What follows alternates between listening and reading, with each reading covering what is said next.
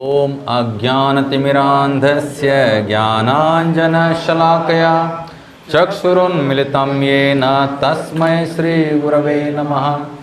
श्रीचैतन्यमनोभीष्टं स्थापितं येन भूतले स्वयं रूपः कदा मह्यं ददाति स्वपदान्तिकं। नमो ओं विष्णुपदाय कृष्णपृष्ठाय भूतले श्रीमते भक्तिवेदांत स्वामीति नामने। नमस्ते सारस्वती देवे गौरवाणी प्रचारणे निर्विशेषा शून्यवादी पाश्चात्यदेशतारणे। वाञ्छाकल्पतरुभ्यश्च कृपा सिन्धुभ्यैव च पतितानां पावनेभ्यो वैष्णवेभ्यो नमो नमः। हे कृष्णा करुणा सिन्धो दीनबन्धो जगत्पते गोपेश गोपिका कांत राधा कांत नमोस्तुते। तप्त कांचन गौरांगी राधे वृंदावनेश्वरी वृषभानुसुते देवी प्रणमामि हरिप्रिये। जय श्री कृष्णा चैतन्य प्रभु नित्यानंद श्री अद्वैत गदाधर श्रीवासदि गौर भक्तवृंद। हरे कृष्णा कृष्णा कृष्णा हरे हरे हरे राम राम राम हरे कृष्णा कृष्णा कृष्णा हरे हरे हरे राम राम राम हरे हरे। हरे कृष्णा कृष्णा कृष्णा हरे हरे हरे राम राम राम हरे हरे। हरे कृष्णा। आपलं सर्वांचं स्वागत आहे आजच्या ह्या नित्य साप्ताहिक सत्संगामध्ये इस्कॉन राजापूर रत्नागिरीद्वारा। आपण पाहतोय आध्यात्मिक गुरु हा अध्याय आपण पाहतोय श्री चैतन्य चरितामृतमधून। आदिलीला अध्याय पहिला, अध्यायाचं शीर्षक आहे काय? आध्यात्मिक गुरु आणि आध्यात्मिक गुरुचं आपल्या जीवनातील स्थान। तिकडे बसा समोर। तर आता जे श्लोक आपण मागच्या सत्रामध्ये चालू केलेत ते श्लोक तिकडे, अजून तिकडे। तर ते चतुश्लोकी भागवत आपण अभ्यासतोय। काय अभ्यासतोय? मागच्या जे सोमवारी नव्हते त्यांच्यासाठी मी सांगतो। चतुश्लोकी भागवत जे संपूर्ण भागवत म्हणजे भगवत विज्ञान भगवंताने कोणा सांगितलं? ब्रह्मदेवांना सांगितलं। जे भागवतम जे आता आपल्याकडे आहे उपलब्ध त्याच्यामध्ये दुसऱ्या खंडामध्ये हे 4 श्लोक, दुसरा खंड अध्याय 9 श्लोक क्रमांक 31 ते 36 असे 6 श्लोक आहेत। त्याच्यापैकी 33 ते 36 हे चतुश्लोकी भागवत म्हणून ओळखले जातात। त्यातील चतुश्लोकी भागवतमधील पहिला श्लोक आपण मागच्या सत्रामध्ये अभ्यासलेला आहे। ज्या श्लोकाचा भावार्थ मी वाचतो आणि आज आपण पुढे जाऊया। भगवंत सांगतायत ब्रह्मदेवांना की विश्वसृष्टी निर्माण होण्याआधी जेव्हा स्थूल, सूक्ष्म किंवा प्राथमिक अशा कोणत्याही तत्वांची सृष्टी झालेली नसते तेव्हा केवळ मीच अस्तित्वात असतो। सृष्टी झाल्यावर प्रत्येक गोष्टीत माझेच अस्तित्व असते आणि संहार झाल्यानंतर शेवटी केवळ मीच शाश्वतपणे अस्तित्वात असतो। म्हणजे जे परम कारण सगळ्याचं मूळ आहे तेच व्यक्ती अशा प्रकारे सांगू शकते, बरोबर की नाही? की सगळ्याच्या अगोदर पण मी आहे आणि सगळ्याच्या नंतर पण काय आहे अस्तित्वात? शेवटी काय राहिलं तर मीच आहे। कोण सांगतायत? भगवान श्रीकृष्ण कोणाला सांगतायत? या ब्रह्मांडाचे आदिजीव ब्रह्मदेवांना सांगतायत। आज आपण दुसरा श्लोक अभ्यासूया कारण हे सगळे श्लोक भागवतममधील आहेत। त्यामुळे ओम नमो भगवते वासुदेवाय।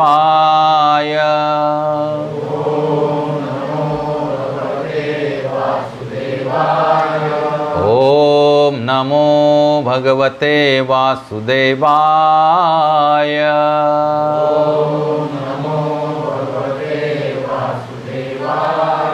ओम नमो भगवते वासुदेवाय।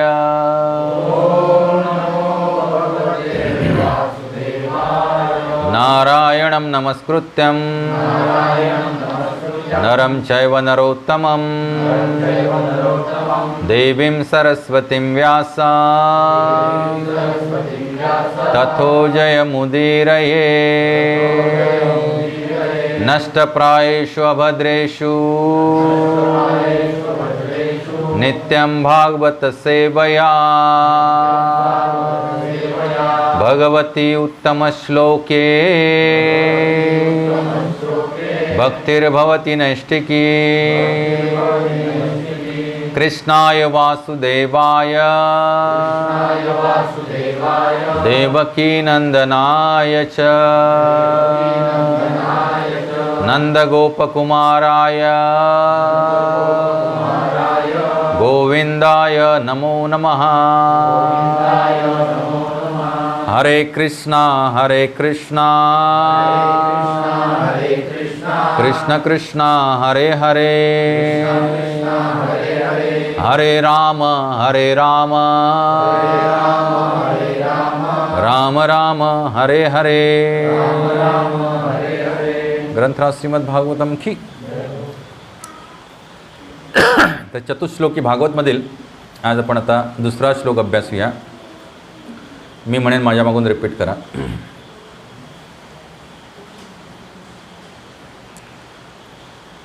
ऋतेर्थं यत् प्रतीयेत न प्रतीयेत चात्मनि तद्विद्यादात्मनो मायां यथा भासो यथा तमः। ऋतेर्थं यत् प्रतीयेत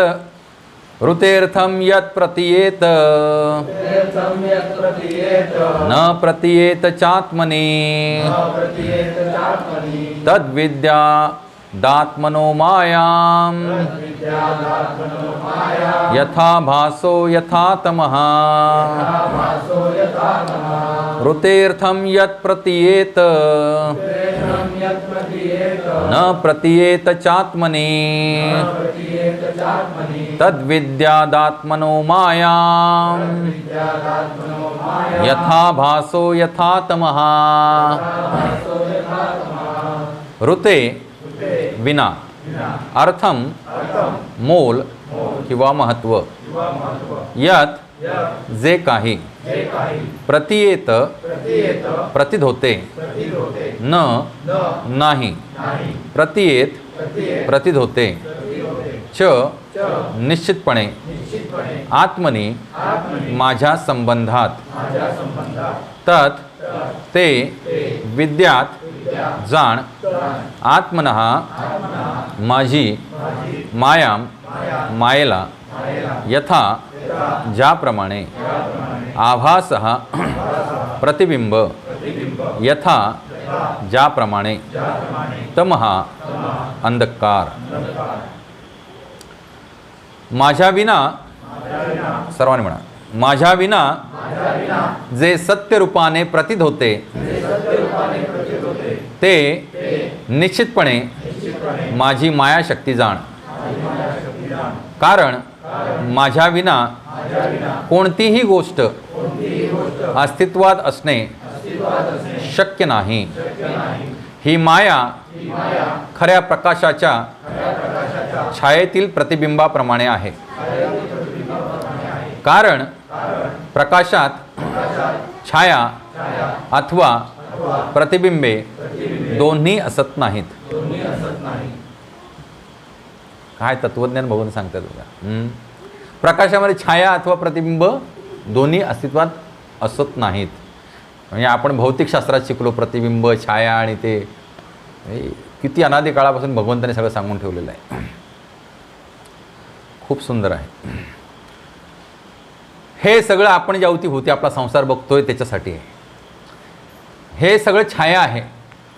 ऊर्ध्वमूलाद शाकम अश्वत्थम प्रावरव्यम। आणि छाया कधीपर्यंत आहे? जोपर्यंत ह्या सगळ्यामध्ये आपण भगवंतांचं अस्तित्व पाहत नाही तोपर्यंत हे काय आहे? छाया आहे। आणि ती छाया आपल्याला ज्यावेळेला सत्य वाटते त्यावेळेला भगवंत काय सांगतायत की ही छाया म्हणजे काय? माझी माया जाण। कारण जिथं मी आहे तिथं प्रकाश असतो आणि प्रकाशामध्ये कृष्ण सूर्य सम आणि माया अंधकार. लक्षात ना, कृष्ण कसे आहेत? सूर्या समान आहे आणि माया काय आहे? अंधकार. आणि जिथं श्रीकृष्णांचा सूर्योदय होतो तिथे मायेचा अंधकार असणं शक्य नाही.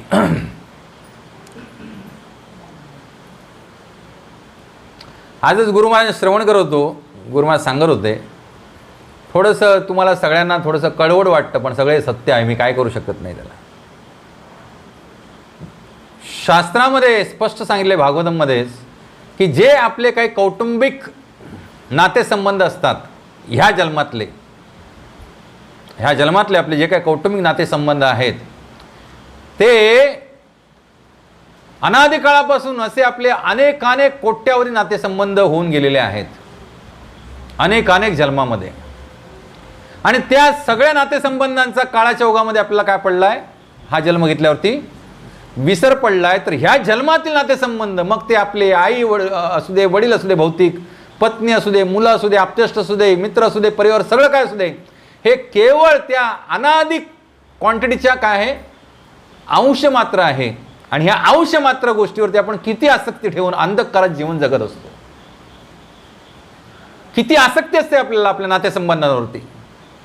आता जो साधुवृत्तीचा व्यक्ती आहे तो अशाच प्रकारे चर्चा करणार, कारण शास्त्रामध्ये सांगितले ते त्याचं सांगणं, यथार्थ प्रवचन करणं हेच त्याचं कर्तव्य आहे.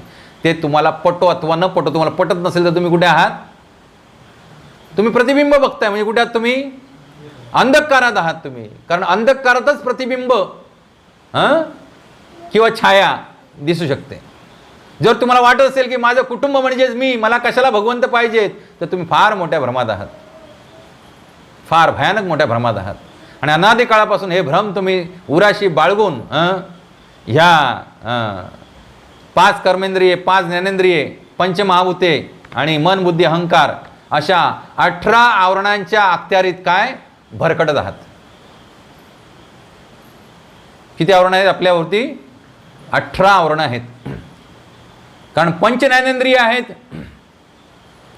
ते ज्ञान ग्रहण करतात भौतिक गोष्टींचं, आणि मग ते कर्मेंद्रियांना आदेश देतात की मला हे पाहिजे.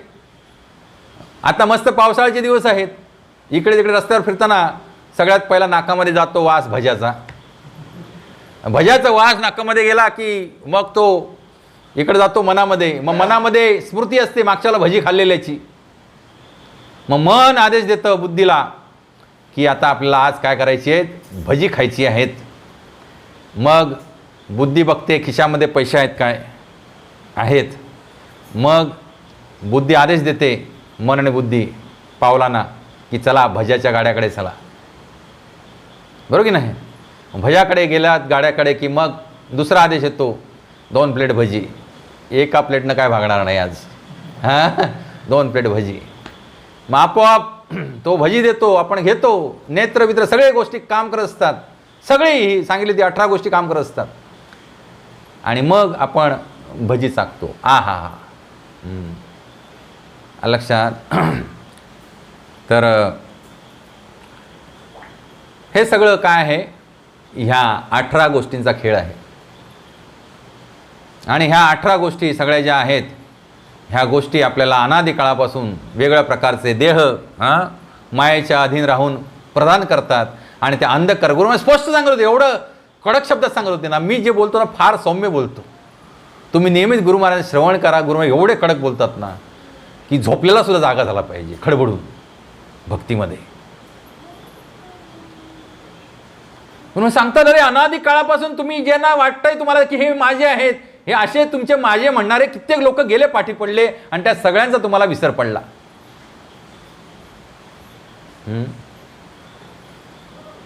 जसे की ती बलरामांची पत्नी कोण? रती ना? काय नाव बलरामांच्या पत्नीचं? ते नाही ते ठीक आहे, नाव आठवत नाही, सांगतो कथा. तिचे जे वडील होते ते तिला सुयोग्य वर मिळावा म्हणून ब्रह्मदेवांकडे गेले, कारण ते त्यावेळेचे राजे होते. ते ब्रह्मदेवांकडे ये जा असायची. तर तिला मुलीला घेऊन ब्रह्मदेवांकडे गेले. रेवती, रेवती. आणि ब्रह्मदेव म्हणाले की माझ्या मुलीला सुयोग असा वर पाहिजे. तर ब्रह्मदेव म्हणाले, ब्रह्मदेवाची थोडीशी फार आरती चालली होती सहस्त्रशीर्ष विष्णूंची, तोपर्यंत हे आपली आरती करत होते ब्रह्मदेवाबरोबर. झाल्यानंतर मग बैठक झाल्यानंतर म्हणाले, मला अशा माझ्या मुलीला असं सुयोग्य असं काय पाहिजे, वर पाहिजे. म्हणे, राजन तुम्ही जे काय डोक्यामध्ये ठेवून आलात थोडीफार सुयोग्य वर, त्यापैकी सगळे आता गेलेत आणि त्यांचे बापजादा पण गेलेत, त्यांचे पंटू अंटू सगळे गेलेत, त्यांचे जन्म होऊन ते मृत्यू पण झालेत, काही पिढ्या गेल्या त्याच्यानंतर. तुम्ही आत्ताच्या आत्ता पृथ्वी तलावरती जा, तिथे आता भगवंतांचा अवतार चाललेला आहे बलराम, ते सुयोग्य आहे तुमच्या मुलीसाठी. त्यांच्याशी जाऊन काय करा, तुमच्या कन्येचा विवाह करा. लक्षात नाही. तर हे थोडंफार इथं जुळतं आहे म्हणून मी तुम्हाला सांगितलं. गुरु महाराज सांगतायत त्याला की हे जे अजून शास्त्रामध्ये वर्णन आहे की महापुरामध्ये जसा पालापाचोळा अनेक ठिकाणचा एकत्र येतो भोवऱ्यामध्ये, इट्स जस्ट लाईक दॅट.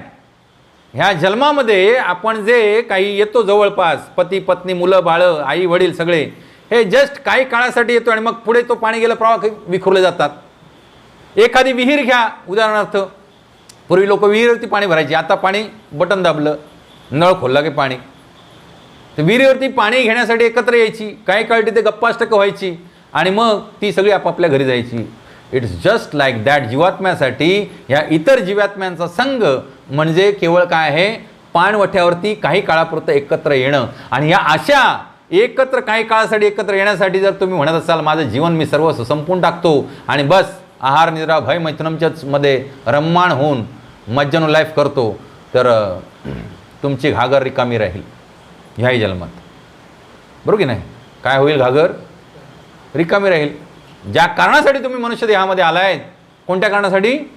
इथून निसटण्यासाठी. हे भौतिक जगत हे आहे, हे टू क्रिएट एक्झिस्टन्स नाही आहे. इथं येऊन आपण आपलं अस्तित्व टिकवण्यासाठी प्रयत्न केलेत तर ते आपण अस्तित्वविहीन होऊन जाणारच काळाच्या ओघामध्ये. हे भौतिक जगत जे आहे आणि हा मनुष्य देह आहे, केवळ मनुष्य देहामध्ये हे प्रयोजन आहे की हे इथून एक्झिट घेण्यासाठी आहे. काय? एंट्री आणि एक्झिट असते ना सिनेमागृहामध्ये. एक असते एंट्री, लाल बोर्डामध्ये लिहिलेली असते, आणि एक असते एक्झिट. तर लोकांना काय वाटतं, इथं आलो म्हणजे आपण सिनेमागृहात तिकीट काढलंय 200 रुपयाचं, मस्त AC आहे, चकाचक स्क्रीन आहे, छान असं मस्त रममाण झालोय त्या स्वप्नामध्ये.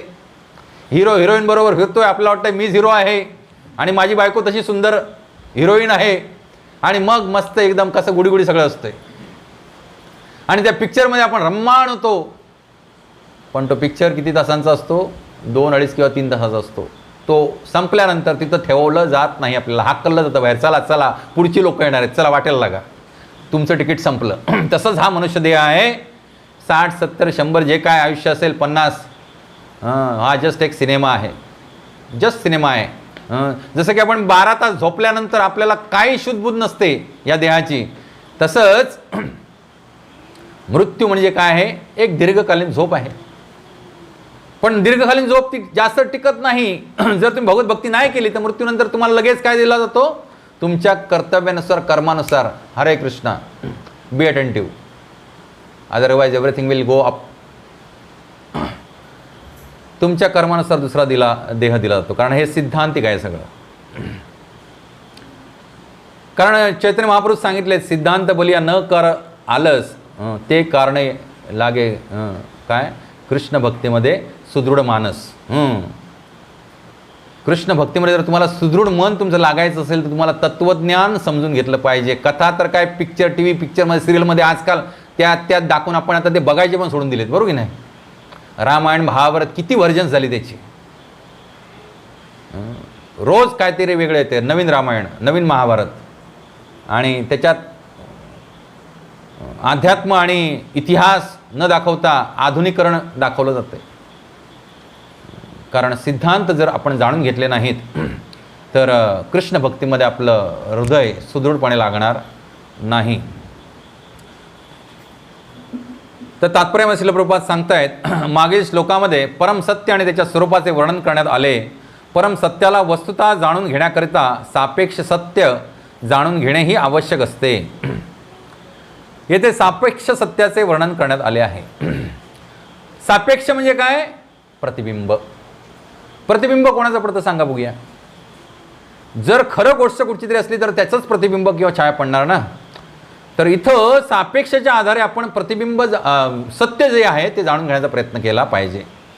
आपण जाणलं पाहिजे की इथं जो आपण आनंद शोधतोय तो आनंद आपल्या हृदयाला पाहिजे आहे, पण तो आनंद इथं काय आपल्याला भेटत नाही, पण आनंदाची अनुभूती मात्र आहे. तर तो खरा आनंद, कधी न संपणारा आनंद कुठेतरी अस्तित्वात असलाच पाहिजे. हे झालं सत्य. निखळ आनंद जो कधी संपणार नाही. आता दुःख म्हणजे काय? ॲब्सेन्स ऑफ आनंद म्हणजे दुःख. लक्षात ना, दुःख म्हणजे दुसरं तिसरं काही नाही. जिथं आनंद नाही आहे ती स्थिती म्हणजे काय? दुःख. त्यामुळे दुःख ही अशी काय एंटिटी अस्तित्वात नाही, ते प्रतिबिंब किंवा छाया आहे. जिथं आनंद नाही तिथं दुःख. आणि जेणेकरून आपल्याला या भौतिक जगतामध्ये पदोपदी काय विपदा भोगाव्या लागतात, म्हणजे दुःख भोगावे लागतात. त्या अर्थी इथं हे भौतिक जगत हे काय आहे? आनंद प्राप्त करण्याचं ठिकाण नाही आहे. ज्या आनंदाची आस आपल्याला हृदयामध्ये आहे त्या क्वालिटीचा आनंद इथं डोकं फोडून मेलात तरी मिळणार नाही.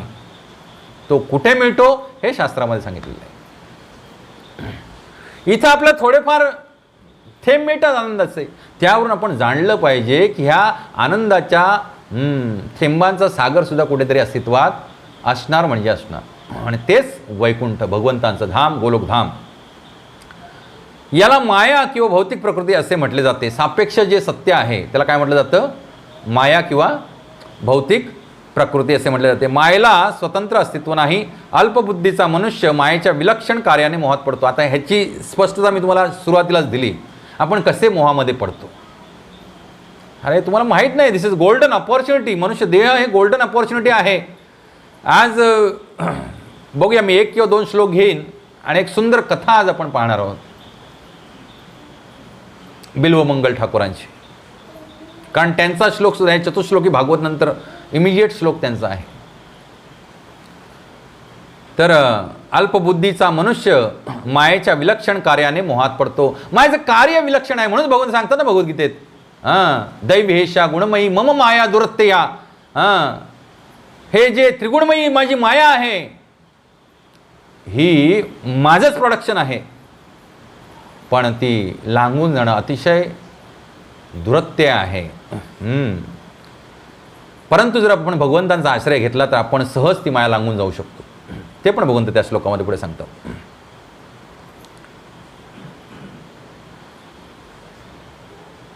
तथापि या कार्यामागे भगवंतांचे दिग्दर्शन असल्याचे त्याला समजत नाही. माया सुद्धा भगवंत ताकद नाही दिली तर कसं काय कार्य करणार? ती कार्य करू शकत नाही. म्हणून भगवान सांगतात मम माया दुरत्तया. माझी माया आहे, ती माझी शक्ती आहे, माया शक्ती. या कार्यामागे भगवंताचे दिग्दर्शन असल्याचे त्याला समजत नाही. भगवद्गीतेमध्ये प्रतिपादन करते, मयाध्यक्षेण प्रकृती सूयते सचराचरम. केवळ भगवान श्रीकृष्णांच्या देखरेखालीच भौतिक प्रकृती कार्य करीत असते, चराचरांना निर्माण करीत असते. श्रीमद भागवतात मायेच्या स्वरूपाचे अर्थात भौतिक सृजनाच्या भ्रामक अस्तित्वाचे सखोल वर्णन केले आहे. परम सत्य हे सारतत्व आहे आणि सापेक्ष सत्य हे अस्तित्वाकरिता या सारतत्वाच्या संबंधांवरती अवलंबून असते. सापेक्ष सत्य जे काय आहे, जे जसं की इथं परकीय रस काय अतिशय तुच्छ लेखला जातो ह्या भौतिक जगतामध्ये, पण आध्यात्मिक जगतामध्ये परकीय रस काय आहे? टॉपमोस्ट रस आहे. आणि म्हणून हे काय आहे, प्रतिबिंबामध्ये तुम्ही बघितलं असाल थोडंफार, फिजिक्स 8वी 9वी मध्ये फिजिक्स होतं आपल्या त्यावेळेला. ते प्रतिबिंब काय असतं, ज्यावेळेला भिंगात न त्यावेळेला रेस काय होतात, क्रॉस होतात ना, उलटं असतं ना प्रतिबिंब. आरशामधलं प्रतिबिंब आपलं उलटं असतं. का होतं ते उलटं? कारण रेस क्रॉस होतात. तसंच तिथे जे टॉपमोस्ट आहे ते इथं काय दिसतं? एकदम लोएस्ट दिसतं, कारण हे प्रतिबिंब आहे. ह्यावरनं जाणलं पाहिजे आपण.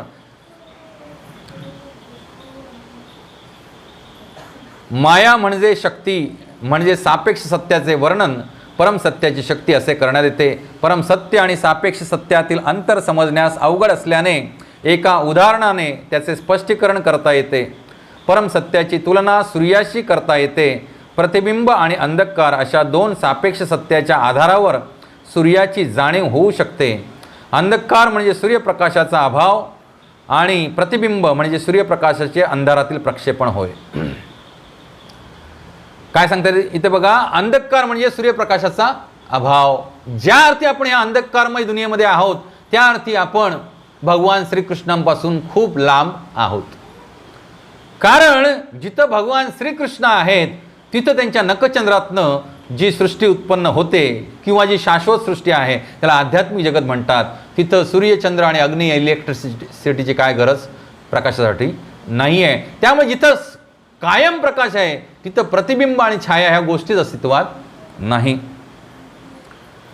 आणि ज्या अर्थी आपल्याला इथे हे प्रक्षेपण दिसतं त्या अर्थी काय आहे, हे प्रतिबिंब म्हणजे सूर्यप्रकाशाचे अंधारातील प्रक्षेपण होय. अंधार आणि प्रतिबिंब अशा दोघांनाही स्वतंत्र अस्तित्व नाही. अंधाराला स्वतंत्र अस्तित्व आहे का? जसं मी मगाशी सांगितलं, दुःख म्हणजे काय, सुख नसणे म्हणजे दुःख, बरोबर की नाही? जसं की आपण त्या मागच्या एका व्हिडिओमध्ये पाहिलं होतं की एकाला उन्हातनं धावत आला, तर एक सांगत होता की भौतिक गॅजेट्समध्ये काय आहे, सुख आहे. तर दुसरा एक तिथं इस्कॉनचा ब्रह्मचारी भक्त गेला होता, तो म्हणाला नाही, याच्यातनं सुख प्राप्त होऊ शकत नाही. तर तो एक धावत आला कर्मचारी उन्हातनं, तर त्याबरोबर हा जो नास्तिक होता तो म्हणतो, ह्याला आता सरबत द्या. सरबत घेतल्यानंतर त्याचा इंटरव्ह्यू घेण्यात आला. तुम्हाला आता कसं वाटतंय? मला अप्रतिम, खूप सुखी वाटतंय. मला असं वाटतंय की एवढ्या उन्हातनं मी धावत आलो, कासावीस झालो होतो, एवढी तहान लागली होती, मला एवढं सुख वाटतंय, विचारू नका. मग म्हणाला, आता हा ब्रह्मचारी बोलायला लागला, त्याला अजून एक सरबताचा ग्लास द्या. दुसरा सरबताचा ग्लास पिला, आता कसं वाटतंय? आता खूप बरं वाटतंय. मग अजून एक सरबत, म्हणजे सरबत पिण्यानं जर सुख मिळत असेल शाश्वत, तर अजून तिसरा ग्लास द्या. त्याबरोबर तो म्हणाला, आता पिऊ, बरं ठीक आहे, थोडंफार पिऊया. पिला, अजून चौथा ग्लास द्या. त्यामुळे चौथं, पाचवं, 6व्या ग्लासला म्हणाला, आता नको, मला आता नको. आता ते सरबत पिलं तर मी कदाचित उलटी करेन, म्हणजे अजून दुःख दुसऱ्याचा पाळा चालू होईल. त्यावेळेला हे साधू बोलले त्यांना की सरबतामध्ये जर सुख असतं ना, तर ते सुख प्रत्येक वेळा सरबत प्राशन करताना त्याला प्राप्त झालं असतं. सरबताचं सुख अनुभवण्यासाठी आधी तुम्हाला काय करावं लागतंय? तहानेच्या दुःखानं व्याकुळ व्हावं लागतं. त्याच वेळा तुम्ही सरबतामध्ये सुख अनुभवू शकता. सरबतामध्ये सुख नाहीये, तुम्हाला आधी तहानेनं व्याकुळ दुःखी व्हावं लागतं. म्हणजे या भौतिक जगतातली सगळी सुख कशी आहेत त्याच्यासाठी तुम्हाला आधी खूप दुःखी कष्टी व्हावं लागेल. आणि दुःखी कष्टी झाल्यानंतर तुमच्या आयुष्यात जर ती एखादी गोष्ट आली तर तुम्हाला त्याच्यात सुख वाटणार. मग हे सुख कसलं सांगा बघूया? हे खरं सुख आहे का? जे सुख आपल्याला अनुभवण्यासाठी काय व्हावं लागतं? पहिल्यांदा दुःखी व्हावं लागतं. हे कसलं सुख? ह्या असल्या सुखाची लालसा ज्याला ऊर्ध्ववत बुद्धिमत्ता मिळालेली आहे तो व्यक्ती कधीही करणार नाही. इंद्रियांच्या भोगांपासून मिळणारी सगळी सुख ही अशी सुख असतात ज्याच्यासाठी त्या इंद्रियांना आधी आपल्याला काय करावं लागतं? दुःखाच्या खाईत लोटावं लागतं. आणि मग त्यांचे भोग दिल्यानंतर त्यांना थोडंफार समाधान वाटतं. बरं, समाधान वाटणारी गोष्ट आपल्याला चिरकाल समाधान देऊ शकते का? नाही देऊ शकत. त्यामुळे हे सगळं छाया आणि प्रतिबिंब आहे हे जाणून घ्या. कारण हे जर सत्य असतं तर आपल्याला प्रत्येक क्षणाला काय वाटलं असतं? दिव्य आनंद प्राप्त झाला असता. आणि तो दिव्य आनंद आपल्या प्रत्येक क्षणाला भगवंताचं नाव घेताना येतो की नाही येतो? ज्यावेळेला आपण हृदयापासून भगवंताचं नाव घेतो, जाणते अजाणतेपणे नाव घेतो भगवंतांचं, त्यावेळेला आपल्याला प्रत्येक क्षणाला भगवंतांचं नाव घेताना हृदयापासून आनंद प्राप्त होतो. हरे कृष्णा कृष्णा कृष्णा हरे हरे, हरे राम राम राम हरे हरे. आणि जर हे भगवंताचं नाव सत्य नसतं तर मला सांगा, अनादी काळापासून लाखो करोडो वर्ष लोटली, लाखो करोडो लोकांनी ह्या नामाचा जयघोष केला आणि तरी नाव ते घसापिटा झालेलं नाही आहे. इतर तुम्ही कोणाचंही नाव घेऊ शकत नाही. मी लिहून देतो तुम्हाला. तुम्हाला वाटते ह्या नावात काय एवढं मोठं? कृष्ण आणि राम मध्ये तुम्ही दुसऱ्या कोणाचे नाव घेऊन दाखवा. एवढ्या अनादी काळापासून घेत आलेत नाव आणि ह्याच्या पुढे अनादी काळ घेत राहतील आणि ते नाव घेताना तुम्हाला दिव्य आनंद प्राप्त होतोय. बघा प्रयोग करून. तुमच्या सगळ्यात आवडता फिल्म स्टार बसा नाव घेत सकाळपासून रात्रीपर्यंत. नाही कंटाळा आला तर मला सांगा. पण काही नवसाधक त्यांना भगवंत नाव घेण्यामध्ये पण कंटाळा येतो. त्याचा अर्थ काय आहे? त्यांनी भगवंतांचं तत्वता ज्ञान प्राप्त केलेलं नाही आहे. कारण जोपर्यंत आपलं तत्वता ज्ञान नाही तोपर्यंत आपल्याला छाया म्हणजे सत्य वाटणार. भगवंतांच्या नामामध्ये एवढी गोडी आहे. नाम चिंतामणी कृष्ण, चैतन्य रसविग्रह, सगळे रस भरून आहेत त्या नामामध्ये. ते रस, त्याचं आस्वादन आपल्याला त्याच वेळेला होईल ज्याला भगवत भक्तांची आपल्यावरती कृपा होईल, तोपर्यंत होणार नाही.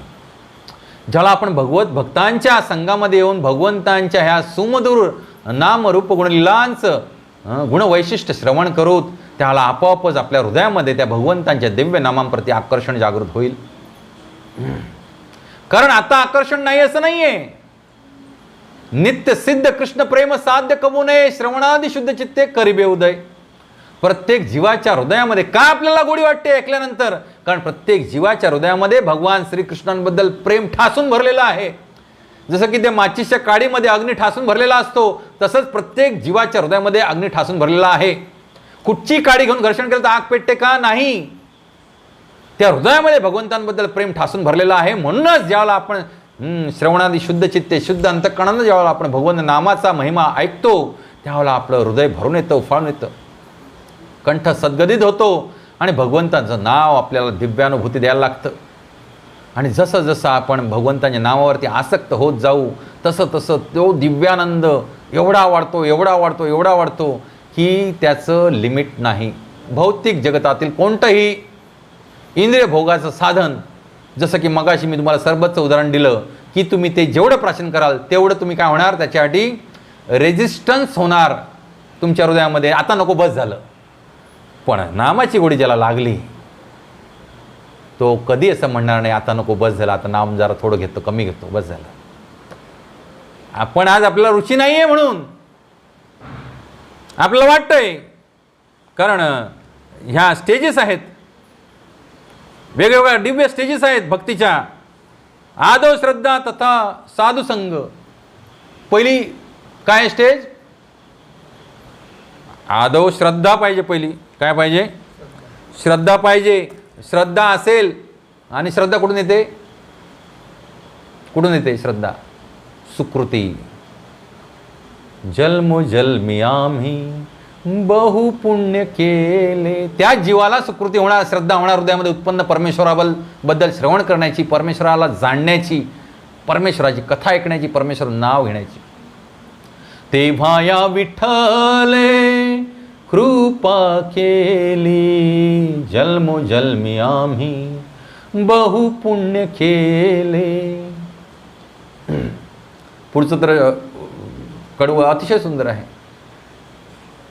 जन्मोनी संसारी झालो त्याचा दास. कशाचा दास झालो? ह्या संसारात जन्माला लावणे त्याचा दास झालो. परत विसरलो सगळं काय ते. जन्मोजन्मीची पुण्य पंडित अशी जात नाहीत. त्यामुळे पहिली हृदयामध्ये काय पाहिजे? श्रद्धा पाहिजे. अफाट श्रद्धा पाहिजे परमेश्वराबद्दल. नितांत श्रद्धा पाहिजे. यत्किंचिदई किंतु परत हृदयात असता कामा नये. अनन्या चिंतयन्तो माम ये जना परिपासते. ह्या भगवंतांच्या वचनावरती विश्वास पाहिजे की भगवंत माझं चरितार्थ चालवतील, निश्चित चालवतील. मी जर त्यांच्यावरती प्रेम करत राहिलो, त्यांचं स्मरण करत राहिलो, त्यांना भजत राहिलो, तर भगवंत काय करतील? माझा चरितार्थ निश्चित चालवतील. मला कुठे अडचण येऊ देणार नाही. ह्या भगवंतांच्या शाश्वत वचनावरती पहिला काय पाहिजे? विश्वास पाहिजे, म्हणजे श्रद्धा पाहिजे. आणि ज्याच्या हृदयात श्रद्धा जागृत झाली तो मग काय शोधणार? साधू संग. बरोबर की नाही? तो मग साधू संग शोधणार. त्याच्यानंतर मग भजन क्रिया सुरुवात होते. ते आपण पुढे पाहूया. कारण हा श्लोक जो आहे तो मी त्या कथेसाठी उद्धृत करून आणलेला आहे. तर इथं आपण पाहतोय की कसं आहे, भौतिक जगत काय आहे? मिथ्या आहे. इथले नाते संबंध आप्तेष्ट स्वकीय सगळे काय आहेत? मिथ्या आहेत. म्हणजे प्रतिबिंब आणि छाया आहेत. आणि प्रतिबिंब आणि छाया हे कधी प्रकाशात दिसत नाहीत. इकडे या. प्रतिबिंब आणि छाया कधी प्रकाशात दिसत नाहीत. सूर्यप्रकाश अडविल्याने अंधकार निर्माण होतो. उदाहरणार्थ कोणी सूर्याकडे तोंड करून उभा आहे तर त्याची पाठ अंधकाराकडे असणार. बरोबर की नाही? सूर्यप्रकाश अडविल्याने काय होतो निर्माण? अंधकार निर्माण होतो. जसा सूर्योदय झाला आहे आणि तुम्ही असं एक काठी रोवली तर त्या काठीची छाया पडणार. बरोबर की नाही? तर ज्या बाजूने सूर्यप्रकाश आहे तिकडे अंधकार मिळणार नाही. तुम्ही किती प्रयत्न केलात तरी तिकडे अंधकार मिळणार नाही. म्हणजेच सूर्यप्रकाशाचे अंधारातील प्रक्षेपण होय. अंधकार म्हणजे सूर्यप्रकाशाचा अभाव आणि प्रतिबिंब म्हणजे सूर्यप्रकाशाचे अंधारातील प्रक्षेपण. अंधकार पुन्हा आता काळोख आहे तर काय समजायचं? तिथं सूर्यप्रकाश अजिबात नाही. आणि प्रतिबिंब म्हणजे काय? सूर्यप्रकाशाचे अंधारातील प्रक्षेपण. किती सुंदर प्रभुपाद सांगितलेत. फिजिक्सचे सगळे PhD होल्डर फिके पडतील याच्यासमोर. म्हणून मी हे सत्र चालू केलं तेव्हा सांगितलं तुम्हाला की प्रभुपादांनी भागवतमची टीका करायच्या अगोदर पहिली टीका कोणाची केली होती? चैतन्य चरितामृत. जीव ओतलाय प्रभुपादांनी या टीकेमध्ये. आणि तो अन्याय होईल आपण जर हे सगळं श्रवण न करता पुढे गेलो तर. आणि आपण अंधकारात राहू. अंधार आणि प्रतिबिंब अशा दोघांनाही स्वतंत्र अस्तित्व नाही. सूर्यप्रकाश अडविल्याने अंधकार निर्माण होतो. जसं की कोणी सूर्याकडे तोंड करून उभा आहे तर त्याची पाठ अंधकाराकडे असणार. अर्थात सूर्याअभावी अंधकाराचे अस्तित्व असल्याने अंधकार सूर्यसापेक्ष आहे. अंधकार काय आहे? सूर्यसापेक्ष आहे. आध्यात्मिक जगताची तुलना सूर्यप्रकाशाशी आणि भौतिक जगाची तुलना जेथे सूर्य अदृश्य असतो त्या अंधकारमय प्रदेशाशी केलेली आहे. भौतिक उत्पत्ती ही फारच विलक्षण भासते. याचे कारण म्हणजे वेदांत सूत्रात पुष्टी केल्याप्रमाणे ते सूर्यप्रकाशाप्रमाणे असणाऱ्या परमसत्याचे विकृत काय आहे असे प्रतिबिंब आहे. भौतिक उत्पत्ती ही फारच विलक्षण भासते. का विलक्षण भासू नये? कारण ते प्रतिबिंब आहे ना, जे शाश्वत आहे. भगवंतांची सृष्टी आध्यात्मिक जगत त्याचं काय आहे? प्रतिबिंब आहे, तंतोतंत. त्यामुळे ही विलक्षण भासते. येथे जे काही दृष्टीस पडते त्याचे सार परमसत्यात आहे. कोणत्या ना कोणत्या प्रकारे इथे दिसणारी प्रत्येक गोष्ट कुठे आहे? परमसत्यामध्ये शाश्वतरित्या काय आहे? अस्तित्वात आहे. जसा सूर्यापासून अंधकार दूर राहतो तद्वत भौतिक जग देखील दिव्य जगतापासून फार दूर आहे. बघा, आज आपण इथं पृथ्वी तलावरती आहोत पण सूर्यापासून किती दूर आहोत माहिती आहे का आपल्याला? खूप लांब आहोत. खूप म्हणजे आपण तिथपर्यंत पोहोचू पण शकत नाही. तेच सांगतात इथे प्रभुपाद. जसा सूर्यापासून अंधकार दूर राहतो, सूर्याच्या जवळ अंधकार राहू शकेल का? आता सूर्योदय झाला आणि तुम्ही म्हटलं मला आता 4 किलो अंधकार पाहिजे विकत, मिळेल का? नाही, मी भरणार, पॉकेटमध्ये भरणार अंधकार, पिशवीत भरणार, आणखीन बॉक्समध्ये भरणार. भरू शकता का अंधकार? नाही भरू शकत. पण हे जगत अंधकारमय आहे त्यामुळे इथून सूर्य फार लांब आहे. आणि तद्वतच भौतिक जग देखील दिव्य जगतापासून फार दूर आहे. तद्वतच ह्या भौतिक जगतापासून दिव्य जगत, कारण इथं कृष्णाशिवाय काय दिसत नाही आपल्याला. म्हणजे कृष्ण म्हणजे आपल्याला दिसत नाही तिथे, बरोबर की नाही? आपण प्रत्येक गोष्ट ही स्वतःशी रिलेट करून पाहतो. इथे हे माझं आहे, ते माझं आहे, ते माझं आहे, ते माझं. इथं कृष्ण कुठे दिसत नाहीत आपल्याला. आपण हे कृष्णाचं आहे ज्या दिवशी म्हणायला लागू त्याला आपल्याला ते तत्वता कृष्ण कळले असं समजायचं. हे कृष्णाचं आहे, हे कृष्णानं माझ्या जीवनात पाठवलंय, हे कृष्णाच्या सेवेसाठी मला आज उपयोगात आणायचं आहे. जसं की आज आपले डॉक्टर सुयोग परांजपे, त्यांना भगवंतानी बुद्धी दिली की आजचा प्रसाद स्पॉन्सर करायचा. त्यांनी जाणलं की हे धन जे आहे हे माझं नसून कोणाचं आहे? कृष्णाचं आहे. ते कृष्णाच्या सेवेत लावलं पाहिजे. कणभर नाही मनभर लावलं पाहिजे. तुम्हाला माहित नाही गोष्टी कशा आहेत त्या. प्रतापरुद्र महाराज, आता जगन्नाथ रथयात्रा म्हणून सांगतो तुम्हाला, प्रतापरुद्र महाराज भगवंतांची कृपा प्राप्त व्हावी म्हणून कानफाटा संन्यासी व्हायला तयार झाले होते. ते कानफाटा संन्यासी काय असतो मागच्या वेळेला मी तुम्हाला गोष्ट सांगितली होती. माझ्या घरी एक आले होते कानफाटा संन्यासी. अहो बघितलं मी त्यांना अक्षरशः हे पूर्ण भोकच, हे एवढं सगळं भोकच आणि त्याच्यात मोठं सकड घातलेलं. मी त्यांना विचारलं, म्हटलं मी वाचलं होतं म्हटलं चैतन्य कानफाटा संन्यासी प्रतापरुद्र महाराज म्हणाले होते त्यांच्या गुरुंना. कानफाटा संन्यासी म्हणजे हेच आहे का तुमचा पंथ? म्हणाले होय. हे फक्त रिंग, हे सगळं कार्टिलेज काढून टाकतात, टोटल कार्टिलेज काढून टाकतात आणि त्याच्यामध्ये मोठं असं लाकडाचं ते बांबूचं किंवा वेताचं कडं दोन्ही कानामध्ये आले होते माझ्या घरी. इथंच बसून गेले प्रसाद वगैरे घेऊन.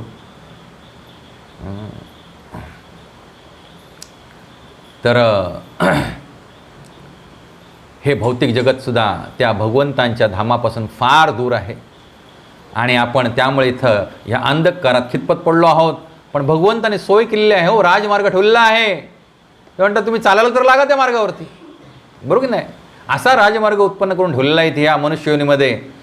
वैदिक वाङ्मय आपल्याला अंधकारमय प्रांताकडे, तम म्हणजे अंधकारमय तम गोष्टीकडे मोहित न होऊ देता परम सत्यरूपी योगीधाम प्रकाशाकडे जाण्याचा प्रयत्न करण्याविषयी मार्गदर्शन करते. तमसोमा ज्योतिर्गमय मृत्योर्मा अमृतंगमय. काय सांगतं आपल्याला वैदिक वाङ्मय? तम म्हणजे अंधकारापासून काय व्हा, उन्नत व्हा आणि प्रकाशाच्या दिशेने वाटचाल करा. मृत्यू हा अंधकार आहे, तर मृत्यूपासून काय व्हा, विरुद्ध दिशेने चालायला लागा, अमरत्वाकडे तुम्ही चाल करा.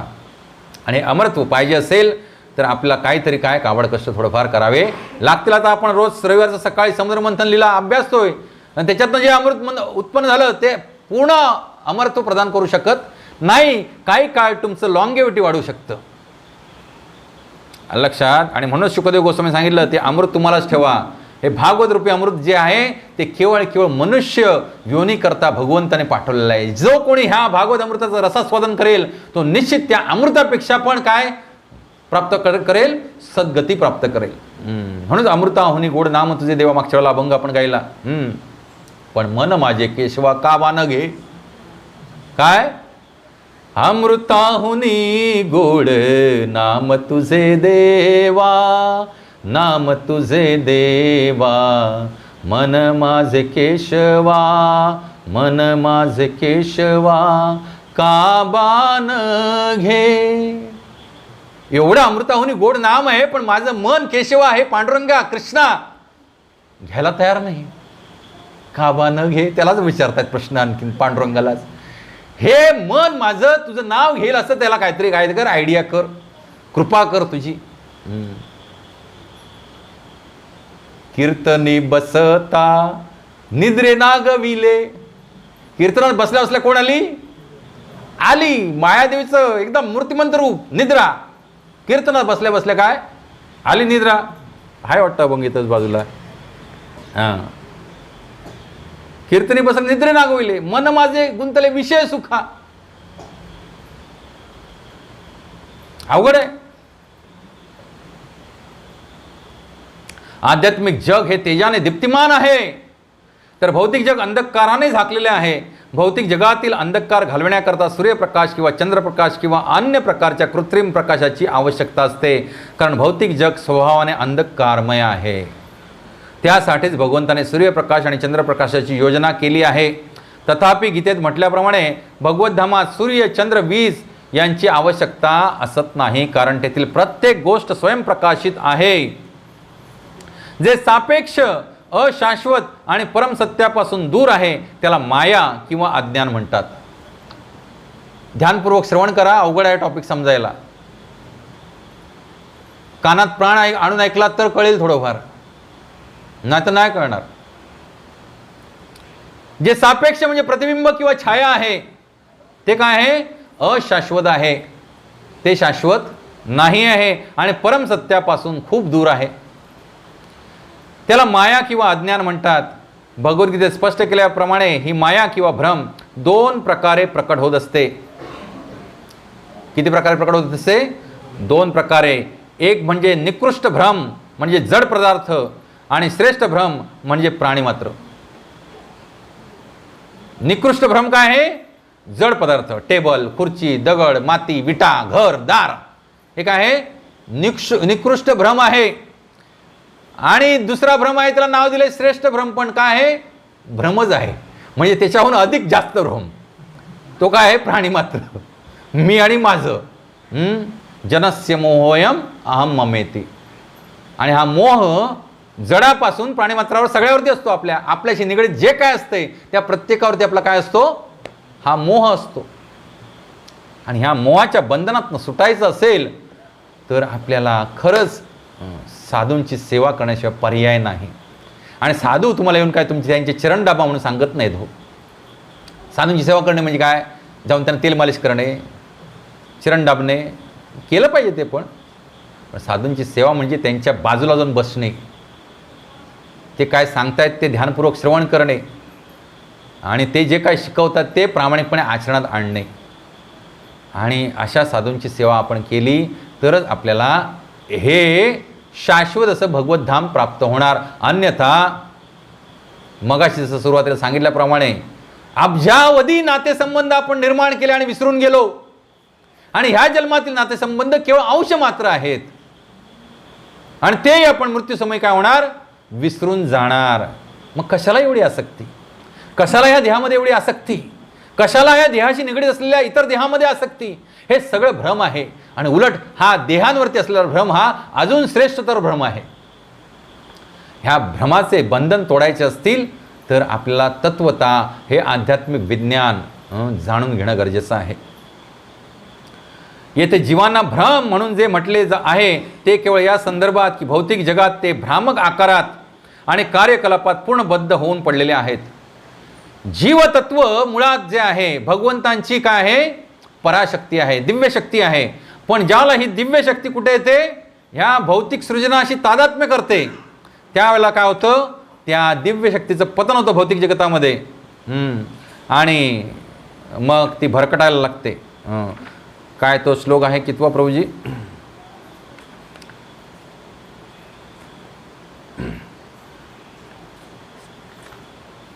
ईश्वर सर्वभूतानां हृद्देशेर्जुन तिष्ठती भ्रायमन सर्वभूतानी यंत्रारूढानी मायया.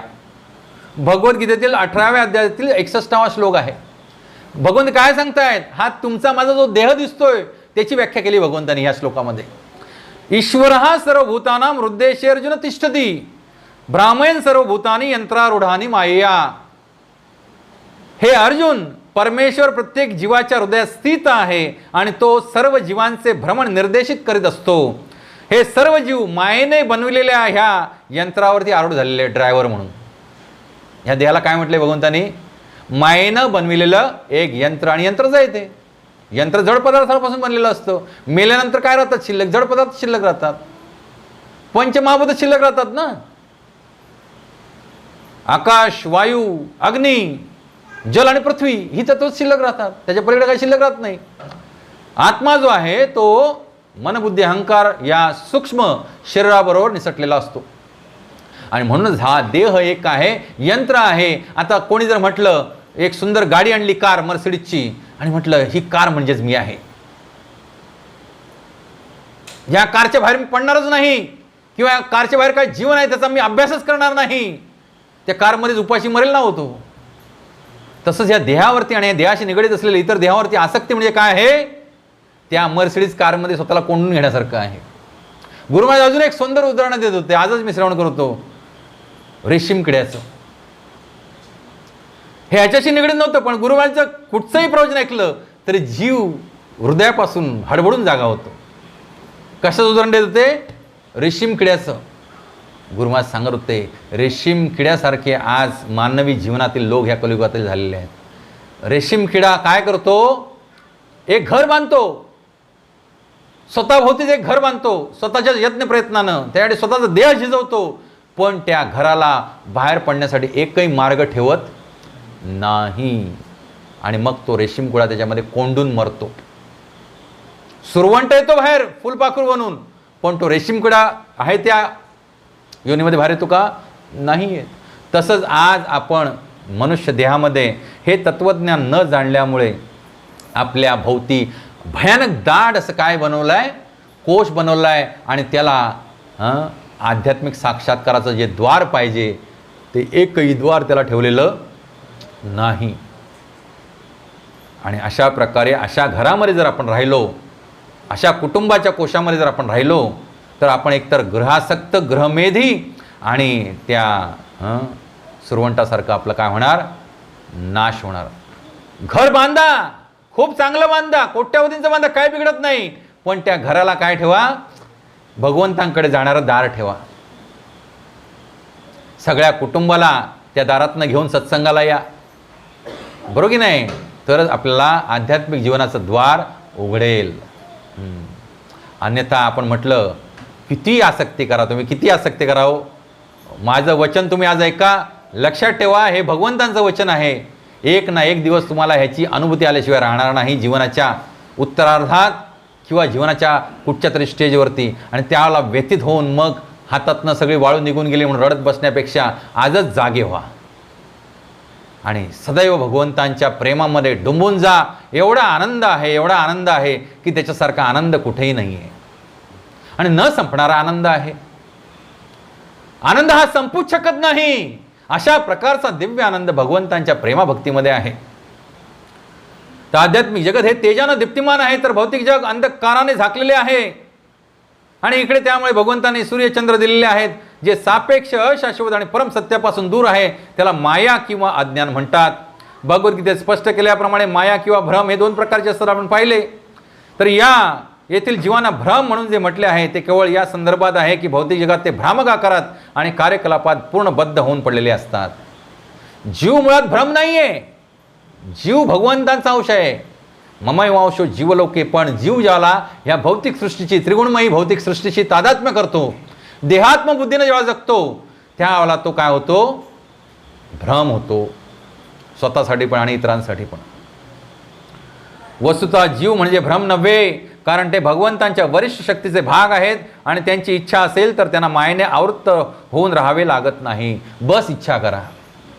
काय सांगतात भगवंत? केवळ इच्छा करा की मला ह्या अंधकारमय जीवनातनं काय यायचंय? बाहेर पडायचं आहे. बस इच्छा करा आणि इच्छा केला की मार्ग सापडेल. आध्यात्मिक राज्यात जीवांच्या क्रिया भ्रामक नाहीत. तेथील त्यांच्या क्रिया मुक्तात्म्यांच्या सत्य शाश्वत क्रिया आहेत. आणि ज्यावेळेला हा जीवात्मा मुक्त होऊन आध्यात्मिक जगतात जातो, त्यावेळेला तेथील ज्या क्रिया आहेत त्या मुक्तात्म्यांच्या सत्य आणि शाश्वत क्रिया आहेत. तिथं कोणतेही भ्रामक गोष्ट अस्तित्वातच नाही. तर आपण चतुश्लोकीतले 2 श्लोक थोडक्यात अभ्यासले. तर आज पुढच्या सत्रामध्ये आपण उरलेले 2 श्लोक अभ्यासण्याचा प्रयत्न करूया.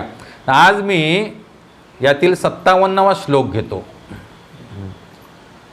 एक सुंदर दिव्य भागवत भक्ताची ही सत्यकथा आहे. तो श्लोक आज आपण पाहूया.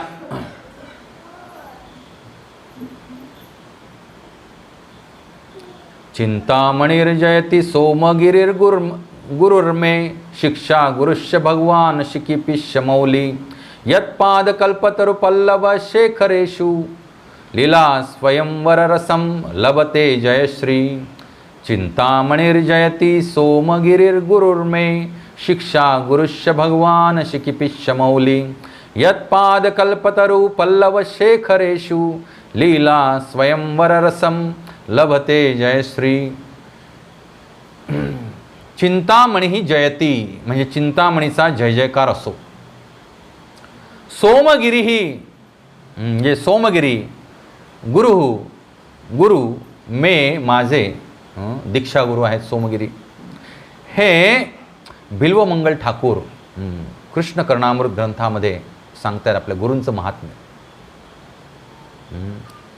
चिंतामणी माझी गुरु आहे, सोमगिरी माझे दीक्षागुरु आहेत. आणि माझे शिक्षागुरु कोण आहेत? शिक्षागुरुच्छ स्वतः भगवान श्रीकृष्ण. ते कसे आहेत? शीकपिच्छ म्हणजे मोर पिच्छ त्यांनी धारण केलेलं आहे. मौली ज्यांचे शिरावरती ज्यांनी मोर पिच्छ मयूर पंख धारण केलेला आहे. पाद पद्मांचे पाद पद्मांचे कल्पतरूप्रमाणे पल्लव नवीन पल्लवाप्रमाणे शेखरेषु पदांगुलांच्या नखावरती लीला स्वयंवर युगल प्रेम लीलेच्या रस लभते प्राप्त होतो जयश्री श्रीमती राजराणी. चिंतामणी आणि माझे दीक्षागुरु सोमगिरी यांचा जय जयकार असो. काय सांगतात या श्लोकामध्ये? चिंतामणी जी माझी प्रथम गुरु आहे, पथप्रदर्शक गुरु, आणि माझे दीक्षागुरु कोण आहेत? सोमगिरी यांचा जय जयकार असो. माझे शिक्षागुरु अशा मयूरपंखाचा मुकुट धारण करणाऱ्या भगवंतांचा जय जयकार असो. मग इथे कोणाचं हे करतायत? वृंदावनातील भगवान श्रीकृष्णांचं वर्णन करतायत. ज्यांनी मयूरपंख आपल्या मुकुटावरती धारण केलाय त्यांचा जय जयकार असो. कल्पतरू समान त्यांच्या पादपद्मांच्या छायेत जयश्री म्हणजे श्रीमती राराणी नित्य सहचरीच्या दिव्य रसाचे आस्वादन करते. अजून डिटेलमध्ये वर्णन केलंय. हे द्वारकाधीश कृष्ण नाहीत. कोणते कृष्ण सांगतायत? वृंदावनातील कृष्ण, ज्यांच्या कल्पतरू समान पादपद्मांच्या चरणी कोण निवास करते? त्यांची सेवा कोण करते? श्रीमती राधाराणी जयश्री. तर तात्पर्यामध्ये श्रील प्रभुपाद सांगतायत हा कृष्ण कर्णामृत ग्रंथातील श्लोक आहे. या ग्रंथाची रचना बिल्वमंगल ठाकूर नामक एका महान वैष्णव संन्यासाने केली आहे. आता मनुष्य किती वर्ष जगू शकतो? तुम्ही किती वर्ष जगलेला ऐकलाय? एक माणूस किती वर्ष जगलेला ऐकलाय? 100.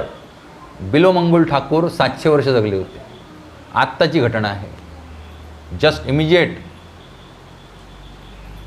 इसवी सन नंतरची घटना आहे. 700 वर्ष जगले होते. ऐका, ग्रंथकाराला लीलाशुक म्हणतात. लीलाशुक, शुक म्हणजे पोपट. श्रीमती राधाराणी आणि भगवान श्रीकृष्ण यांच्या दिव्य लीलामध्येच त्यांना नेहमी एंट्री करायची इच्छा होती आणि सदैव ते श्रीमती राधाराणींच्या लीलांचं वर्णन करायचे. म्हणूनच त्यांना काय म्हटलंय? लीलाशुक. शुकदेव गोस्वामी. त्यांना भगवंतांच्या शाश्वत लीलामध्ये प्रवेश करण्याची तीव्र इच्छा होती. त्यांनी वृंदावनातील ब्रह्मकुंडाजवळ 700 वर्षे निवास केला. किती वर्ष? 700 वर्ष निवास केला. कुठे? वृंदावनातील ब्रह्मकुंडाजवळ, जे आजही अस्तित्वात आहे. हे स्नान करण्याचे कुंड आज देखील अस्तित्वात आहे. बिल्वमंगल ठाकूरांचा इतिहास श्री वल्लभ दिग्विजय या नावाच्या ग्रंथात दिलेला आहे. त्यांचा जन्म शकाब्दाच्या 8व्या शतकात द्रविड प्रांतात झाला होता. कुठे आला होता? दक्षिण भारतात. 8व्या शतकात झाला होता. आणि जवळजवळ चैतन्य महाप्रभू आणि सगळे आताचे जे आचार्य आहेत, ज्यांनी श्रीमती राधाराणींचं प्रेम काय केलं? विस्तार केलं स्वतःच्या ग्रंथनिर्मितीमध्ये. ह्या सगळ्यांचे आद्यगुरू कोण असते तर ते कोण आहेत? बिल्वमंगल ठाकूर. म्हणजे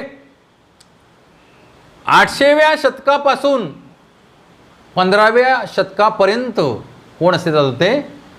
बिल्वमंगल ठाकूर वृंदावनात अस्तित्वात होते. बिल्वमंगल ठाकूरांचा इतिहास श्री वल्लभ दिग्विजय नावाच्या ग्रंथात दिलेला आहे. त्यांचा जन्म शकाब्दाच्या 8व्या शतकात द्रविड प्रांतात झाला होता आणि ते विष्णू स्वामींचे प्रमुख शिष्य होते. द्वारकेतील शंकराचार्यांच्या मठात ठेवलेले मंदिरे आणि मठांच्या तालिकेत बिल्वमंगलांचे नाव द्वारकाधीश मंदिराचे संस्थापक म्हणून नोंदलेले आहे. उगाच कपोलकल्पित कथा नाही आहे इथं सांगत. ह्या सगळ्याचे पुरावे आहेत. त्यांनी आपल्या श्री विग्रहांची सेवा वल्लभ भट्टांचे शिष्य हरिब्रह्मचारी यांच्याकडे सोपवली. द्वारकाधीश मंदिरात जे आज द्वारकाधीश आहेत त्यांची स्थापना कोणी केली? बिल्वमंगल ठाकूरांनी केली. बिल्वमंगल ठाकूरांनी वास्तविकपणे भगवान श्रीकृष्णांच्या दिव्य लीलामध्ये प्रवेश केला होता. कृष्ण कर्णामृत ग्रंथात त्यांचे दिव्य अनुभव आणि भगवत स्तुती यांचा समावेश आहे. ग्रंथारंभी त्यांनी आपल्या वेगवेगळ्या गुरूंना प्रणाम केला आहे. हा श्लोक जो आहे तो ग्रंथाच्या आरंभीचा श्लोक आहे, ज्याच्यामध्ये वेगवेगळ्या गुरूंना ते प्रणाम करतायत. आणि येथे हे लक्षात ठेवावे की त्यांनी अशा सर्व गुरूंचा सारखाच सन्मान केलेला आहे. कोणत्याही गुरूला कमी जास्त महत्त्व दिलेलं नाही. पहिल्या आध्यात्मिक गुरूचा उल्लेख आहे तो म्हणजे चिंतामणीचा. चिंतामणी त्यांच्या शिक्षा गुरूंपैकी एक होती, कारण तिनेच प्रथम त्यांना आध्यात्मिक मार्ग दाखविला. चिंतामणी नावाच्या या वेश्येशी बिल्वमंगलांचा पूर्व जीवनात निकटचा संबंध आला होता. बिल्वमंगलांना भक्तिमार्गाचे अनुसरण करण्याची पहिली प्रेरणा तिनेच दिली. तिनेच भौतिक जीवनाचा त्याग करून कृष्ण प्रेमाने जीवनात पूर्णत्व मिळवण्याचा प्रयत्न करण्याची बिल्वमंगल ठाकूरांना प्रोत्साहित केले. म्हणून बिल्वमंगलांनी चिंतामणीचा प्रथम सन्मान केला आहे. तदनंतर त्याने दीक्षागुरू सोमगिरी यांना सादर प्रणाम केला आहे. आणि नंतर पूर्ण पुरुषोत्तम भगवान श्रीकृष्ण यांना सादर प्रणाम केला आहे, कारण भगवंत देखील त्यांचे उपदेशक गुरु होते. ते विशेष रूपानं मुकुटावर मयूरपंख असणाऱ्या भगवंतांचा उल्लेख करतात, कारण वृंदावनाचे स्वामी गोपबालक श्रीकृष्ण बिल्वमंगलांशी गप्पा गोष्टी करण्यासाठी आणि त्यांना गोरस देण्यासाठी त्यांच्याकडे येत असत.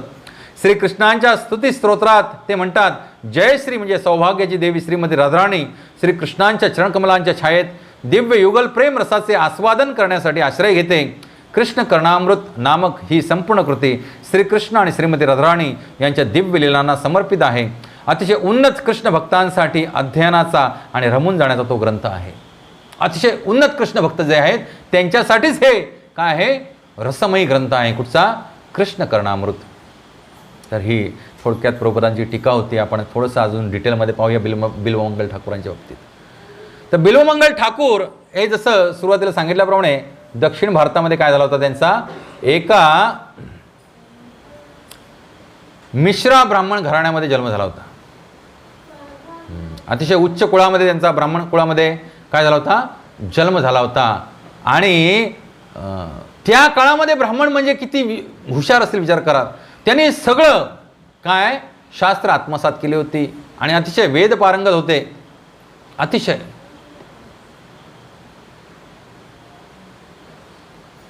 पण लहान वयामध्येच त्यांना काय लागलं, एक लत लागली. काय लत लागली? वेश्यागमन करण्याची. त्यांचं लग्न झालं होतं, मुलं बाळं पण होती, आई वडील होते, सगळं कुटुंब होतं, घरदार चांगलं होतं, ऐश्वर्य संपन्न होतं ब्राह्मण जरी असले तरी. पण ह्या अधिक ऐश्वर्यापोटी काय लागली लत? वेश्यागमनाची. आणि त्या वेश्येचं नाव काय? चिंतामणी. काय नाव? चिंतामणी. तर बिल्वमंगल ठाकूर हे एवढे ब्राह्मण कुळामध्ये जन्माला आले, एवढे पारंगत, शास्त्र पारंगत होते, आणि तरी पण ते वेश्येच्या मागे का लागले ह्याचं कारण मी शोधण्याचा प्रयत्न करत होतो. तेव्हा मला त्याची लिंक्स सापडल्या. तर म्हणूनच मी तो श्लोक आज उद्धृत करून आणला आहे, आदौ श्रद्धा तथा साधुसंग. तर बिल्वमंगल ठाकूर हे पूर्वजन्मामध्ये भगवंतांची भावभक्ती प्राप्त करण्याच्या स्टेजपर्यंत उन्नत झाले होते. कोणत्या? भगवंतांची भावभक्ती. आणि भगवंतांच्या भावभक्तीच्या पुढची स्टेज येते ती म्हणजे प्रेमाभक्ती. म्हणजे सेकंड लास्ट स्टेजवरती कोण आले होते? बिल्वमंगल ठाकूर आले होते. आता त्या स्टेजेस कोणत्या कोणत्या आहेत ते आपण आधी अभ्यासूया. तर आदौ श्रद्धा तत साधुसंगोस्त भजन क्रिया ततो अनर्थ निवृत्ती स्यात् ततो निष्ठा रुचिस्तत अथः आसक्तिस्ततो भावस्तत प्रेमाभ्युदंचति साधकानामयं प्रेम्ण प्रादुर्भाव भवेत क्रम.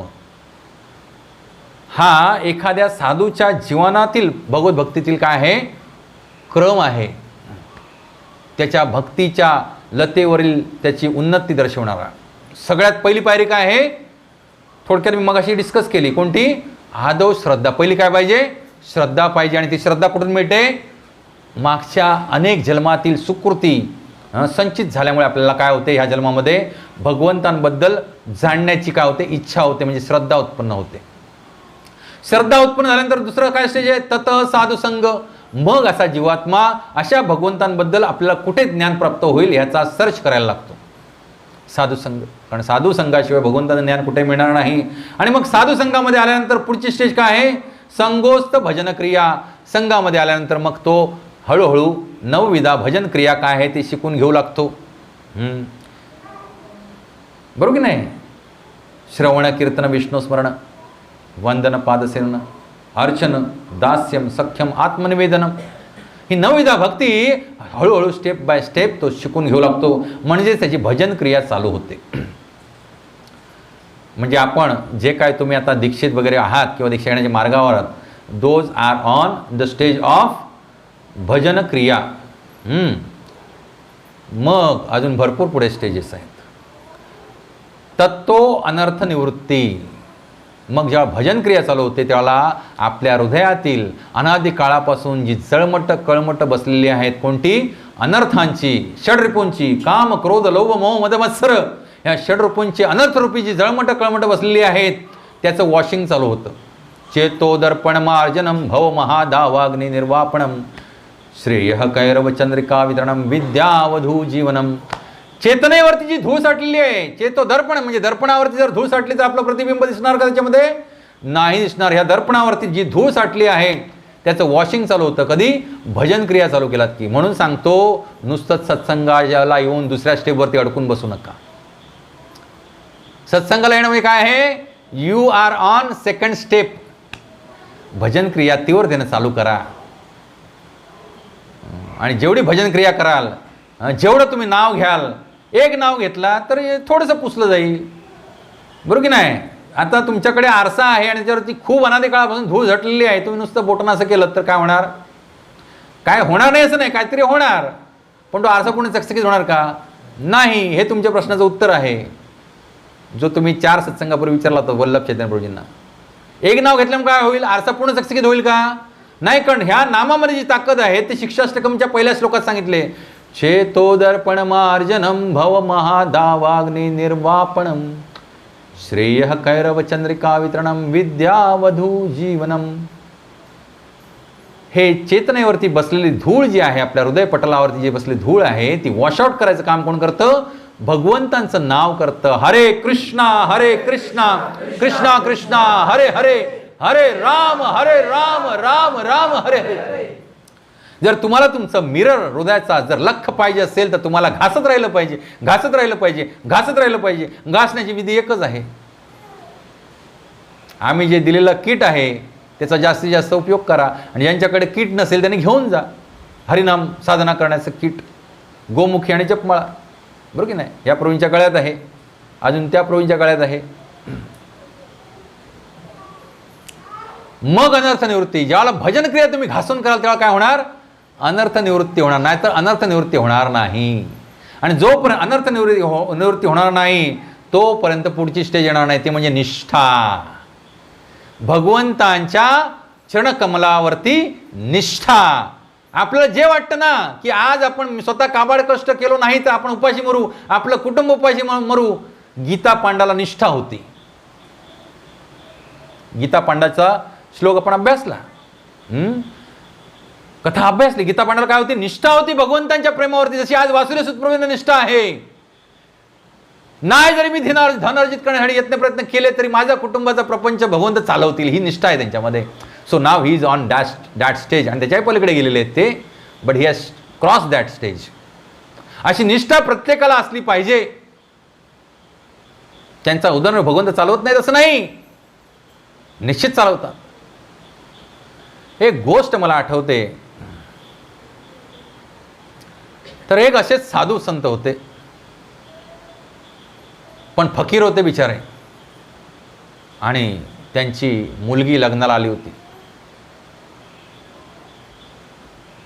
तर पैसा एकही नव्हता. तर म्हणाले माझा एक मित्र आहे सुदूर लांब, तो काहीतरी मला मदत करेल म्हणून मी जातो त्याच्याकडे. पण शिदोरी घेतली आणि चालायला लागले. आणि लग्न एक काहीतरी आणखीन 20-21 दिवसात लग्न होतं. चालत चालत चालत वाटेमध्ये त्यांना कथा पेंडॉल दिसला भागवतमचा. आता साधू फकीर माणूस तो, निष्ठा हृदयामध्ये जागृत झालेली, बसला तिथेच. लक्षात, तिथंच बसला आणि दिवसामागून दिवस जायला लागले. हा विसरला कुठं जायचं होतं ते. एवढी निष्ठा भगवंतांच्या प्रेमामध्ये. आणि आता इकडे मुलीचं लग्न व्हायची वेळ आली. पत्रिका होती, कारण मित्राला पत्रिका पण द्यायची होती ना खिशामध्ये. तर आता लग्नाला राहिले 2 दिवस. त्याबरोबर असं बघता बघता झोळीतनं पत्रिका बाहेर आणणार. आज म्हणतो वार काय, तिथी काय म्हणतो, अमुक अमुक. 2 दिवसावरती लग्न आहे आणि मित्राचं घर तर अजून 4 दिवस आहे. आता काय करायचं? घराकडे सगळा हाकार मोडला असेल, इथून चालत जायलाच मला 2 दिवस लागतील. हा कथेमध्ये रममाण 18 दिवस सगळा प्रपंच विसरला आणि निघाला मजल दर मजल करत. आपल्या वाडीमध्ये आला तर पूर्ण वाडी सजवलेली दिसली त्याला, तोरणं लावून पताका बिताका लावून सजवलेली. म्हणतो ह्या काय, कोणातरी मोठ्या सावकाराचं काहीतरी लग्न आहे वाटतं, जाऊया घरामध्ये. गेला तर हे सगळे तोरणं बिणं त्याच्या घराच्या दिशेने जात होते. आला बघतो तर काय, सगळं एकदम रेडी होतं. शुभमंगल सावधान करायची वेळ फक्त बाकी होती.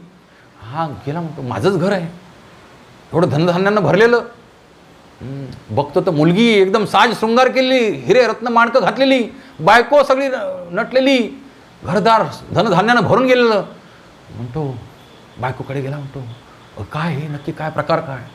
म्हणतो काय? म्हणतो तुम्ही जे सांगितलं ना मित्रांनं पाठवून दिलंय सगळं. 2 मुलं आली होती, एक काळा आणि एक गोरा. त्याने हे सगळं सामान आणून दिलं आम्हाला आणि म्हणालं तुमच्या पतींच्या मित्रांना पाठवलंय म्हणून. आणि ही सत्य घटना आहे. गीता पांडाच्या आयुष्यात पण झाली आणि ह्या कथेत सांगितली ही पण सत्य घटना आहे. भगवंत चरितार्थ चालवतात, त्यामुळे उगाच जीवाचा आटापिटा करून सत्संग बुडवू नका, हे मला सांगायचं आहे. काय निलेश प्रभूजी, तुम्ही घर सोडून कुठे जातच नाही असं आहे का? जाता की नाही? त्यावेळेला चालतो ना प्रपंच सोमवारचा तिथे. Then why you are bunking? 1 तास लवकर या. विश्वास ठेवा, त्या निष्ठा जागृत करा हृदयामध्ये. आणि तर काय उपयोग नाही आहे. 1 तास धंदा बंद ठेवला म्हणून काय डुबणार नाही आहे, जगबुडी येणार नाही आहे. Be on time. आठवड्यातनं एकदा आपण येतो, म्हणजे आपल्या हृदयाचे दरवाजे आपण आठवड्यातनं एकदासाठी उघडलेले आहेत. बाकीचे 6-7 दिवस आपण दरवाजे बंद करून त्या कोशामध्ये राहतोय. त्या आठवड्यातनं एकदा त्या द्वारातनं बाहेर ते जर वेळेवर पडा, नाही काय बिघडणार आहे. जर तुम्ही पूर्णपणे अनन्यास चिंतयन्तो माम ये जना परिउपासते तेषां नित्याभियुक्तानां योगक्षेमं वहाम्यहं. भगवद्गीता भगवंत सांगतात, जो अनन्य भक्तिभावानं माझं भजन करतो त्याचा सगळा चरितार्थ मी चालवतो. डू नॉट वरी. काही बिघडणार नाही. तर असं भगवत प्रेम हृदयामध्ये जागृत करा, ही निष्ठा जागृत करा हृदयामध्ये, आणि तेच ह्या सत्संगामध्ये येण्याचं काय होईल, फलित ठरेल. आणि सत्संगात बिलकुल किंतु परत हृदयात आणू नका. काही नुकसान होणार नाही, मी गॅरंटी लिहून देतो. बेंबीच्या देठापासून सांगतोय मी तुम्हाला, नाही नुकसान होणार, नाही नुकसान होणार. मी एक सत्य घटना सांगतो. डेंटिस्ट होते एक मुंबईमध्ये, राधागोविंद अटॅच, भक्तीमध्ये होते. आणि त्यांना भक्त नेहमी यात्रेला बोलवायचे, तर ते नेहमी टाळायचे की यात्रेला 7-8 दिवस गेलो तर माझं नुकसान होईल. तर असं बऱ्याच वेळा भक्तांनी बोलवल्यानंतर एकदा ते तयार झाले आणि गेले 8 दिवस यात्रेला. मागच्या वेळेला मी माझी स्वतःची कथा तुम्हाला सांगितली होती, कसे भगवंतांनी 20,000 रुपये पाठवले जिथे 2,000 रुपये मिळत नव्हते. ते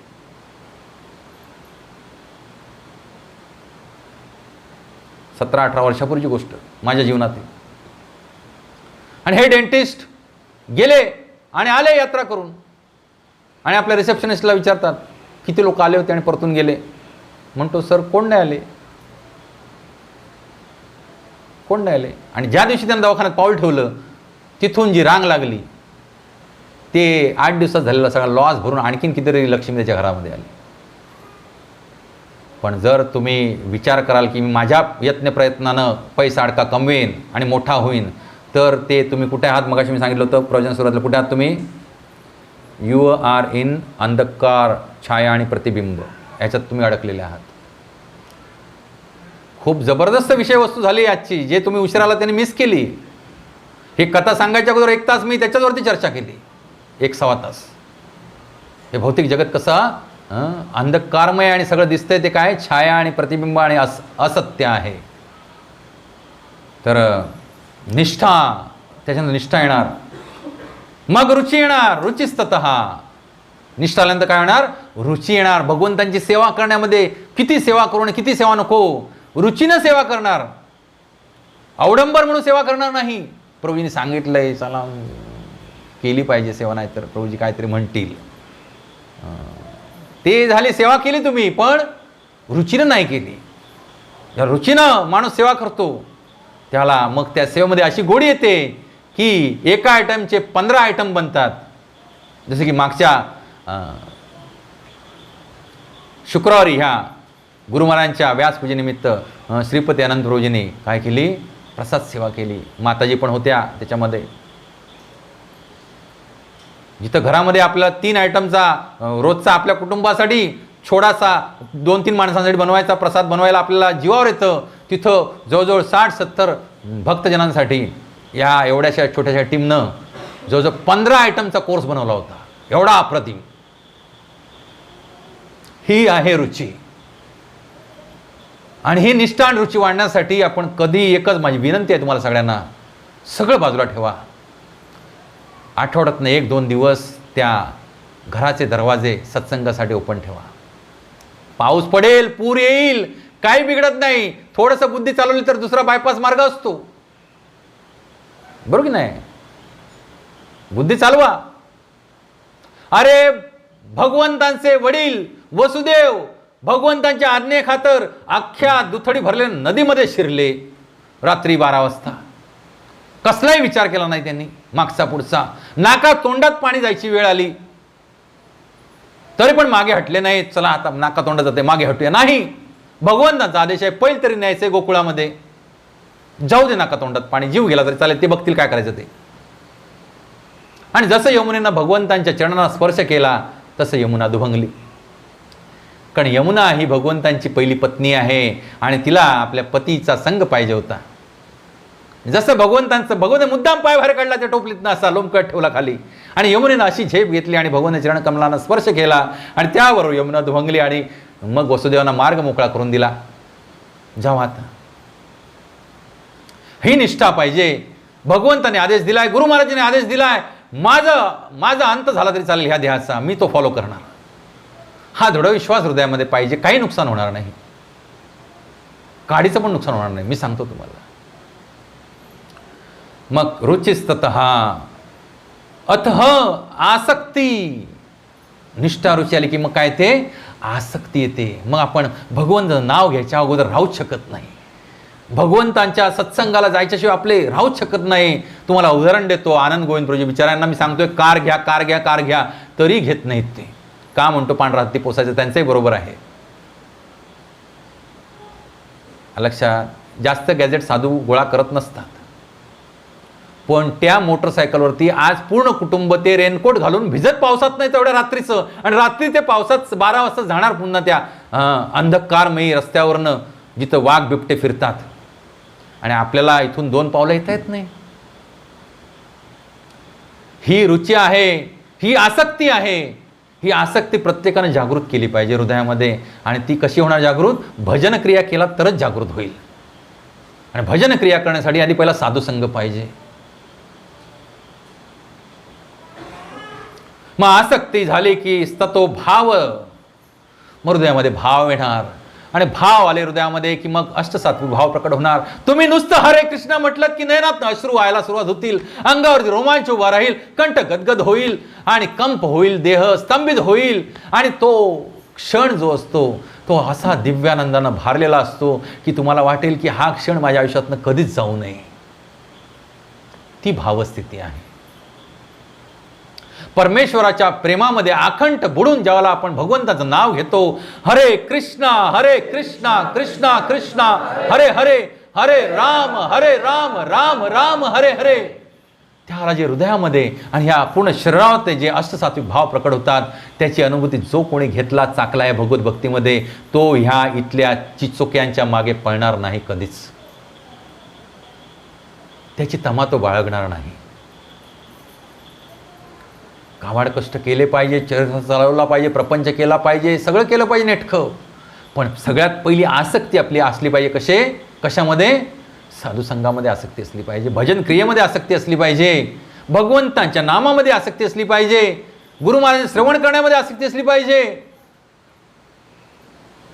एवढं दिव्य ज्ञानाचं भांडार उघडलेलं आहे प्रभुपादांनी आणि गुरु महाराजांनी. अरे तुम्ही आणखीन अनेक जन्म घेतला तरी ते ऐकून संपणार नाही. मग why you are wasting time in this lifetime? Don't waste. माझ्याकडे जवळजवळ 1000 प्रवचनं आहेत गुरु महाराजांची हिंदीमध्ये.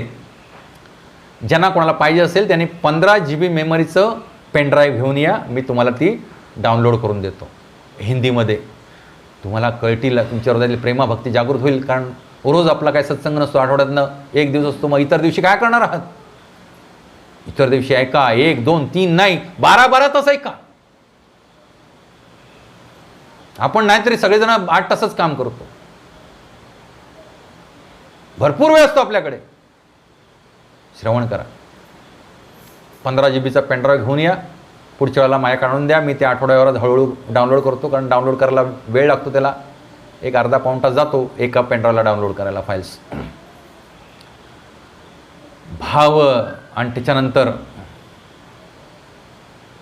शेवटची स्टेज आहे काय? प्रेम. भगवान श्रीकृष्णांच्या बद्दल आपल्या हृदयामध्ये प्रेम जागृत होणं. काल सकाळच्या सत्रामध्ये की शुक्रवारच्या सत्रामध्ये मी प्रश्न टाकला होता ना, की आपल्याला भगवंतांच्या चरणी का प्रेम नाही आहे? तू उत्तर दिलं होतंस ना. कधी सत्र होतं ते? शुक्रवारचं ना. तर आपल्याला भगवंतांच्या निगडीत गोष्टी सोडून बाकी सगळ्यावरती काय आहे?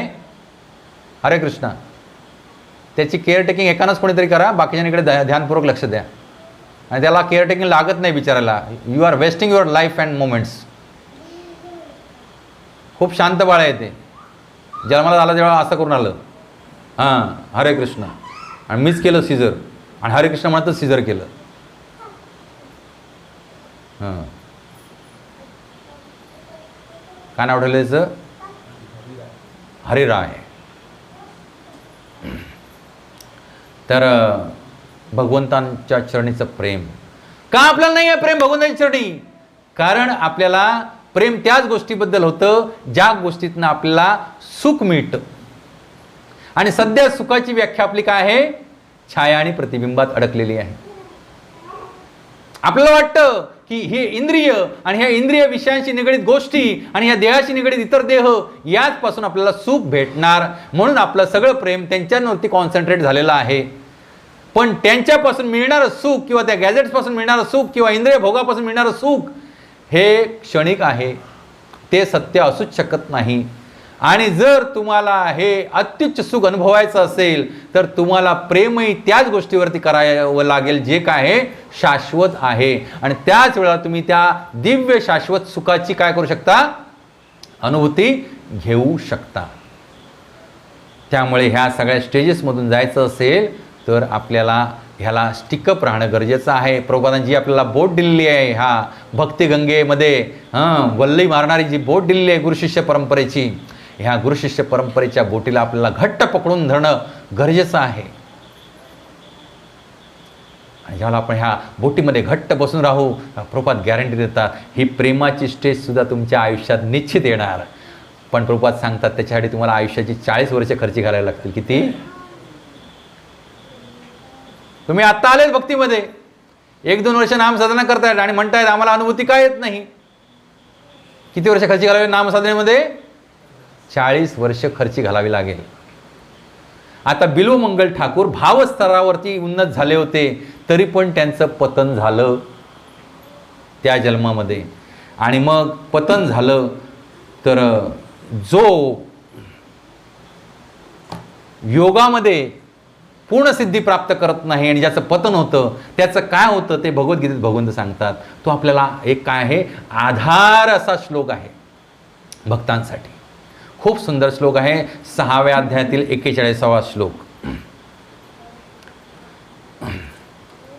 आधार असा श्लोक आहे आपल्या सर्वांसाठी. काय सांगतात बघा भगवंत? प्राप्य पुण्यकृताम लोकान उश्विता शाश्वती समा सुचिनाम श्रीमताम गेहे योग भ्रष्टोभिजायते. खूप सुंदर श्लोक आहे. आजपर्यंत हा ऐकला नाही आपण इस्कॉनमध्ये, पण अभ्यास करता करता मला हा श्लोक पण भेटला. का बिल्वमंगल ठाकूरांना दुसऱ्या जन्मामध्ये ब्राह्मणाच्या आणि श्रीमंताच्या घरी जन्म मिळाला? त्याचं कारण भगवद्गीतेत इथं भगवंत सांगतायत ह्या श्लोकामध्ये. प्राप्य पुण्यकृताम लोकान उश्विता शाश्वती समहा सूचिनाम श्रीमताम गेहे. कुठं जन्म मिळतो? योग भ्रष्टो भिजायते. जो योग भ्रष्ट झालाय, या जीवनामध्ये योग काय करतोय? साधन करतोय, भजन करतोय, पण त्या योगामध्ये काही काळानं जो भ्रष्ट झालाय त्याचं सुद्धा भलं आहे, चांग भलं. त्याला पुढचा जन्म कुठे मिळतो?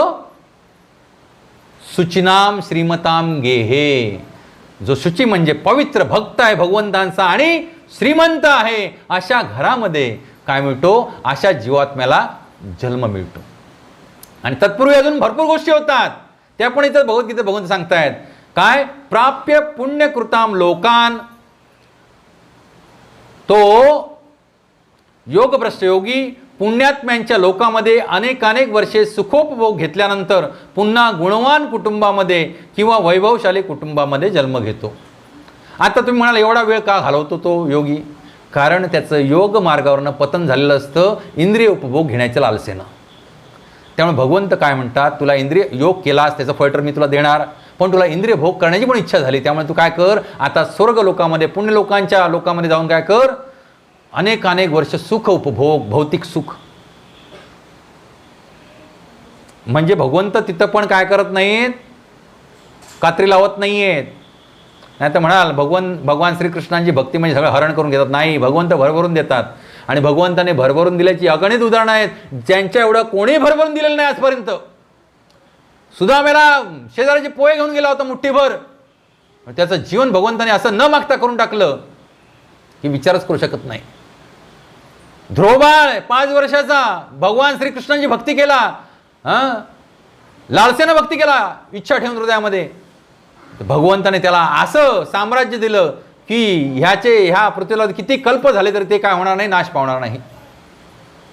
अशा प्रकारचं उदाहरण दुसऱ्या देवी देवतानं कोणा आपल्या भक्तावरती केलेलं आहे असेल तर मला शास्त्रामध्ये दाखवा, आणि मग म्हणा भगवान श्रीविष्णू श्रीकृष्ण आपलं सगळं काढून घेतात. नाही, भगवान श्रीकृष्ण भक्ताच्या जीवनातील तेच काढून घेतात जे भक्तीसाठी घातक आहे. लक्षात.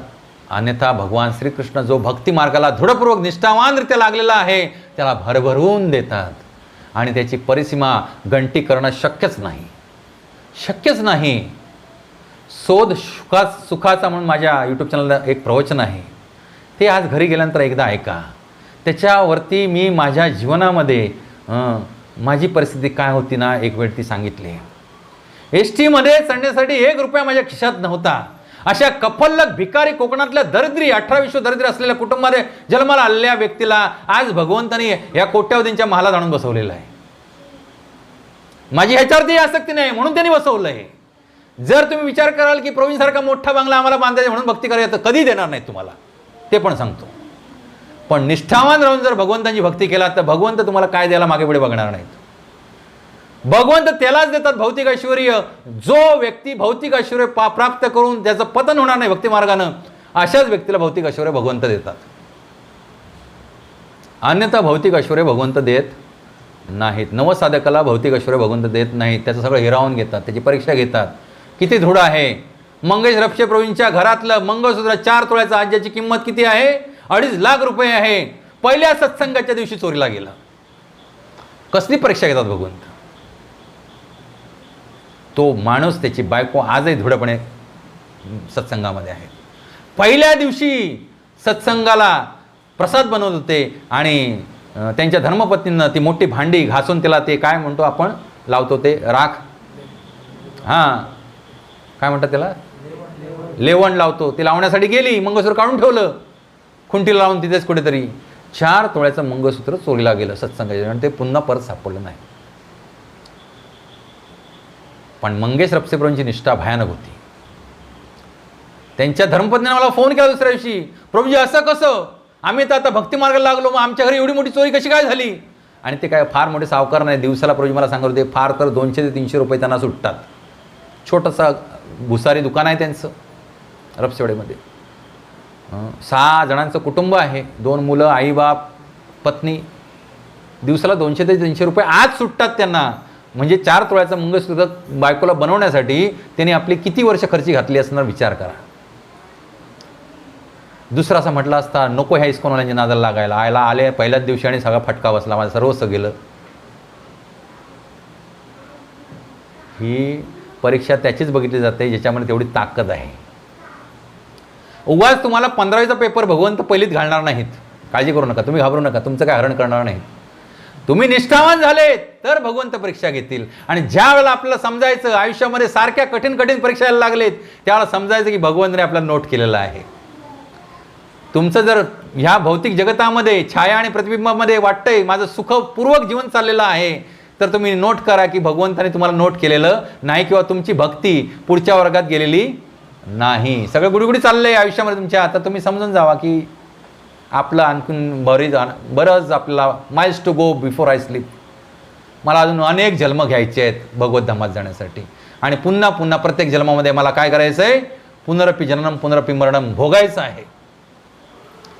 हे भोगायचं नसेल तर आयुष्यात किती कठीण प्रसंग आले तरी भक्तीवरची निष्ठा सोडू नका. ती निष्ठा जर तुमची डळमळीत झाली तर मात्र तुमचं पुन्हा मायेमध्ये पतन झाल्याशिवाय राहणार नाही. तर भगवंत इथे सांगतायत की जो असा योगभ्रष्ट योगी आहे त्याला मी काय करतो, कित्येक वर्षांचं काय देतो, सुख उपभोग प्रदान करतो स्वर्गलोकामध्ये, जनलोक, तपलोकामध्ये, ब्रह्मलोकामध्ये. आणि मग त्याचं सुख उपभोग घेऊन झालं, इच्छा तृप्त झाली की त्या जीवात्म्याला कुठे जन्म देतो, किडा मुंगीला देत नाही जन्म, अमिवामध्ये देत नाही, डायरेक्ट कुठे जन्म देतो, सूचिनाम श्रीमता गेहे योग भ्रष्टोभिजायते. जो योग भ्रष्ट योगी होतो त्याला पवित्र अशा श्रीमंत ब्राह्मणाच्या किंवा भगवत भक्ताच्या घरी मी काय देतो, जन्म देतो. त्यामुळे भगवत भक्तांची जी अपत्य असतात ती अतिशय भाग्यवान असतात. ते भले आपल्याला वाटत असतील की आज कुठेतरी भौतिकतेमध्ये रथ आहेत किंवा मार्गभ्रष्ट झाल्यासारखे वाटत असतील, पण नाही, भगवंताचं वचन आहे हे. जर एक भक्त आहे आणि जर एक श्रीमंत व्यक्ती आहे आणि त्याच्या घरामध्ये जर जे काय अपत्य जन्माला आले, त्याने मागच्या जन्मामध्ये खूप चांगल्या पद्धतीने योग आचरणात आणलेला आहे. आणि भगवंत जास्त काय मागत नाही तो. स्वल्पमुपस्य धर्मस्य त्रायते महतो भयात, हा पण श्लोक भगवद्गीतेत भगवंत सांगतात. तुम्ही स्वल्प आणि अल्प जरी माझी भक्ती केलात तरी तुमचं महान अशा भयानक घनघोर नरकाच्या पतनापासून मी तुमचं रक्षण करतो आणि पुन्हा तुम्हाला मनुष्ययोनी प्रदान करतो. थोडंफार जरी भगवत भक्ती केलात. पण ह्याच अध्यायाच्या शेवटचा श्लोक आहे.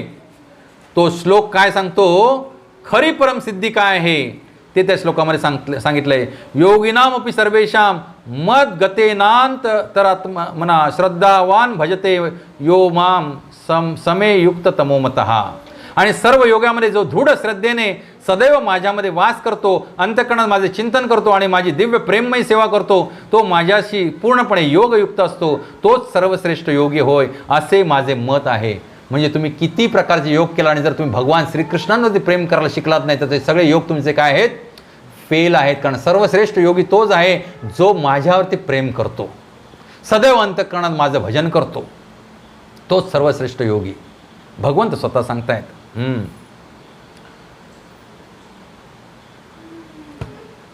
तर इथे बिल्वमंगल ठाकूर त्या भावस्तरावरती उन्नत होऊन काय झालं, त्यांचं पतन झालं. आणि मग भगवंताने कृपा करून त्यांना पुन्हा अतिशय दिव्य ब्राह्मण घरामध्ये, श्रीमंत ब्राह्मण घरामध्ये काय दिला, जन्म दिला. पण श्रीमंतांच्या घरी जन्म घेण्याचे तोटे पण असतात. कारण अति पैसा काय करतो, आपल्याला मद उत्पन्न करतो. त्याला काय म्हणतात, श्रीमद. काय, श्रीमद म्हणजे संपत्तीपासून जो उत्पन्न होतो तो अहंकार. आणि ह्या अहंकारापोटी मग असा जीवात्मा भले जरी भक्त असला तरी मग आपोआपच वाम मार्गाला लागतो. कोणते कोणते वाम मार्ग आहेत, नशा पाणी करणे, जुगार खेळणे, मांसाहार करणे आणि व्यभिचार करणे. तर याचाच परिपाक म्हणून की काय, बिल्वमंगल ठाकूर काय लागले, या चिंतामणी वेश्येच्या नादी लागले. चिंतामणी वेश्येच्या नादी लागले आणि एक दिवस सुद्धा त्यांना तिला भेटण्यापासून, तिचा संग केल्यापासून थाराच व्हायचा नाही बिलकुल. एक दिवस त्यांचे वडील एक्सपायर झाले आणि वडिलांची चिता रचली होती, धोधो पाऊस पडत होता. आणि त्यांनी ते श्राद्ध कर्म केलं, चिता पेटवली रे पेटवली. आणि त्यांना एवढा आवेग आला स्त्रीसंग करण्याचा, अवैध स्त्रीसंग करण्याचा, की ती नदी त्यांच्या गावामध्ये आणि चिंतामणीच्या घरामध्ये मोठी भली मोठी नदी होती. आणि काळा कुट्टा अंधकार पडला होता, धोधो पाऊस पडत, नदी दुथडी भरून वाहत होती, पलीकडे जाण्याचं साधन नव्हतं. तर त्यांनी त्या भर पुरामध्ये त्या कामाच्या मोहानं प्रेरित होऊन उडी मारली. आणि तेवढ्यात त्यांना त्या अंधकारात काहीतरी असं हाती लागलं. ते त्याने पकडलं आणि ते वलवत वलवत वलवत पैलतरी आलं, वीज कडाडली, बघितलं तर ते प्रेत होतं, पाण्यात वाहून जाणार. प्रेताचा आधार घेतला. प्रेताचा आधार घेऊन वलवत ते पैलतरी आले. इकडे चिंतामणीने विचार केला की एवढा घनघोर पाऊस पडतोय, अंधकार पडतोय, विजांचा लखलकाट होतोय, त्यामुळे आज बिल्वमंगल काय येणार नाही. त्यामुळे तिनं घराचं गेट बीट लावून घेतलं आणि एकदम वरच्या माडीवरती जाऊन बसली, एक दिवा लावून.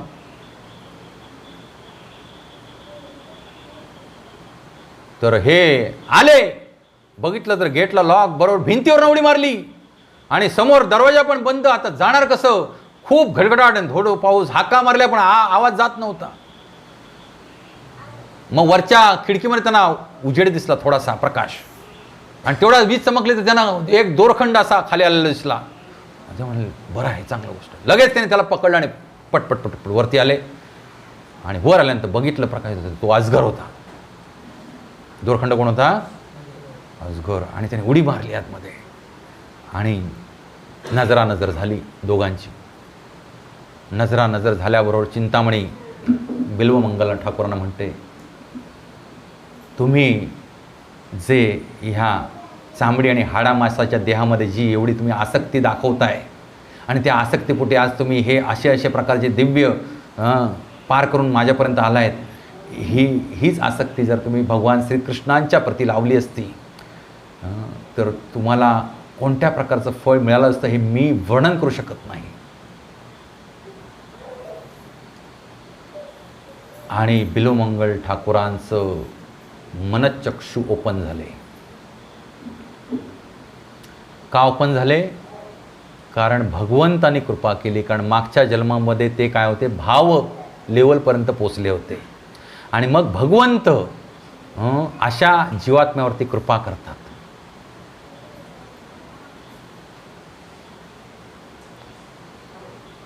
त्या चिंतामणीच्या मुखातनं त्यांचे मागच्या जन्मातले गुरु बोलले.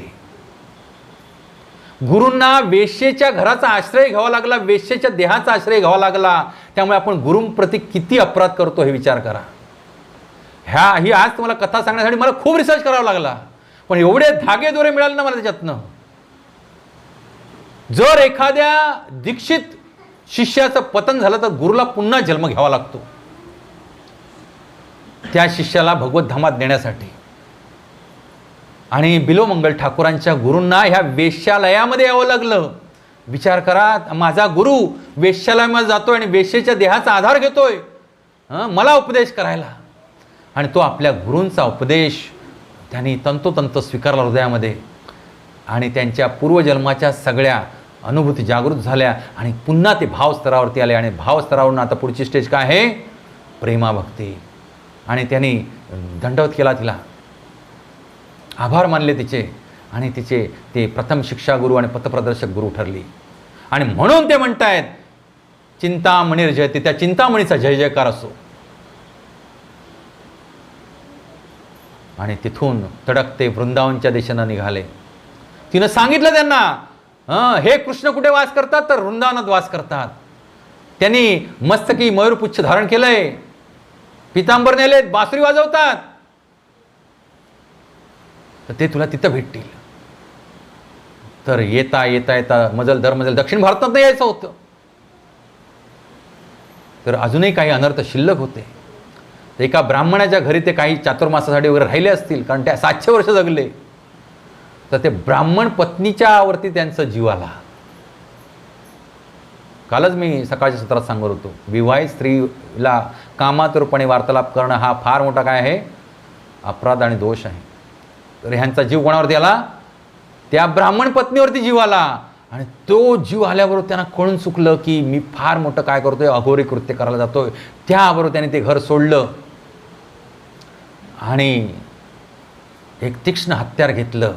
आणि हेच कारण आहे ह्या चमडीच्या मागे पळण्याचं. काय, हे भौतिक नेत्र. ते तीक्ष्ण हत्यार घेतलं आणि त्याने डोळे दोन्ही फोडून टाकले, स्कूप आउट करून टाकले, डोळे खोबणीतच काढून टाकले असे. आणि मग भौतिकदृष्ट्या अंध होऊन भगवंतांच्या प्रेमामध्ये रममाण होऊन ते वृंदावनमध्ये आले. आणि वृंदावनमध्ये त्या ब्रह्मकुंडाच्या इथे त्यांनी किती वर्ष वास्तव्य केलं, 700 वर्ष वास्तव्य केलं. इसवी सन 1400-1500 पर्यंत ते होते.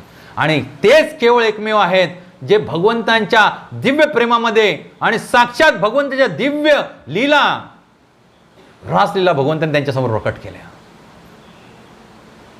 आणि आजपर्यंत ह्या पृथ्वीतलावरती श्रीमती राधाराणी आणि भगवान श्रीकृष्ण या युगल किशोरांचं प्रेम कुठेही वृद्धिंगत केलं नव्हतं किंवा कोणालाही साक्षात्कार आजपर्यंत झाला नव्हता. This is the first duty of Lord Krishna. भगवान श्रीकृष्ण त्यांना तो साक्षात्कार दिला. आणि हे आंधळे होते, जाता फिरता कुठे पडायचे. विणा होती त्यांच्याकडे आणि त्या तंबोऱ्यावरती विणेवरती भगवान श्रीकृष्णांच्या प्रेमामधली युगल किशोरांची आळवणी करणारी प्रेममयी भक्तिगीतं ते सदैव गात राहायचे. आणि ती ऐकण्यासाठी स्वतः भगवान श्रीकृष्ण तिथे यायचे आणि भगवान श्रीकृष्ण त्यांचा चरितार्थ चालवायचे. त्यांच्या देहाला जे लागेल ना प्रसाद ते आणून द्यायचं काम कोण करायचे, भगवान श्रीकृष्ण. ह्यांना कळायचं कोणतरी एक ग्वालबाल येतोय आणि रोज मला हे देऊन जातो. आणि हे त्यांच्या प्रेमामध्ये एवढे दिव्य झाले. प्रभुपाद सांगितले 40 वर्ष जर तुम्ही नामसाधना केलात तर तुम्हाला भगवंताच्या नामामध्ये निष्ठा, रुची, प्रेम सगळं येईल. तर इथं विचार करा, हे साधू बाबा 700 वर्ष भगवंतांच्या प्रेमामध्ये तल्लीन आहेत. साक्षात भगवान श्रीकृष्ण समोरून बसायचे. खड्ड्यात पडले तर खड्ड्यात भगवान श्रीकृष्ण येऊन बसायचे.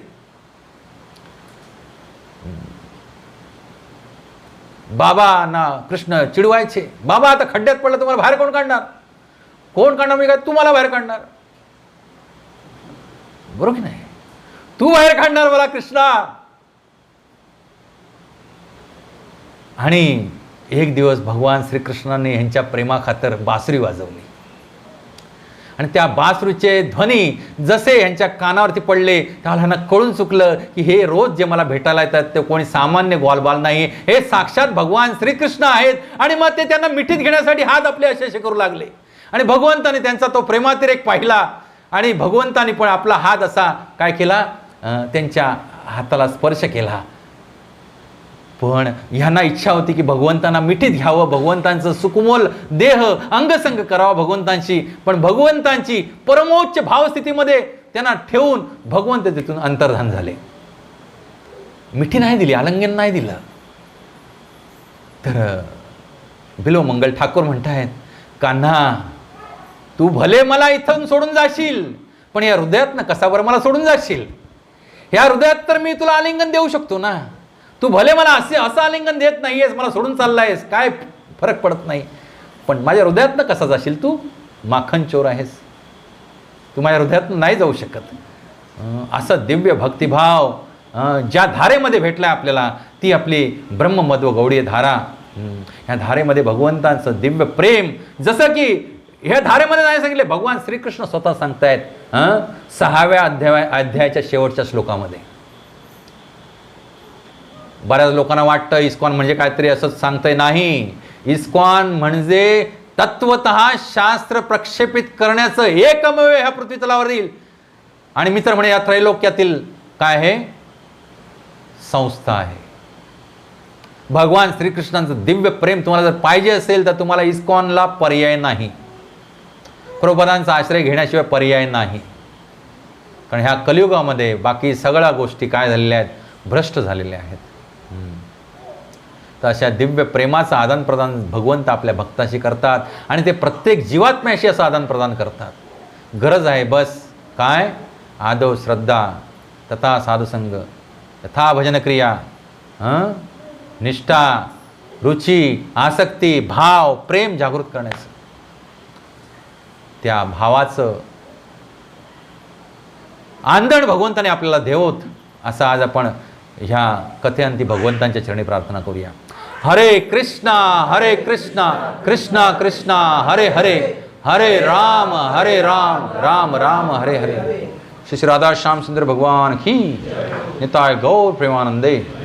जगद्गुरु श्रील प्रभुपाद की जय हो.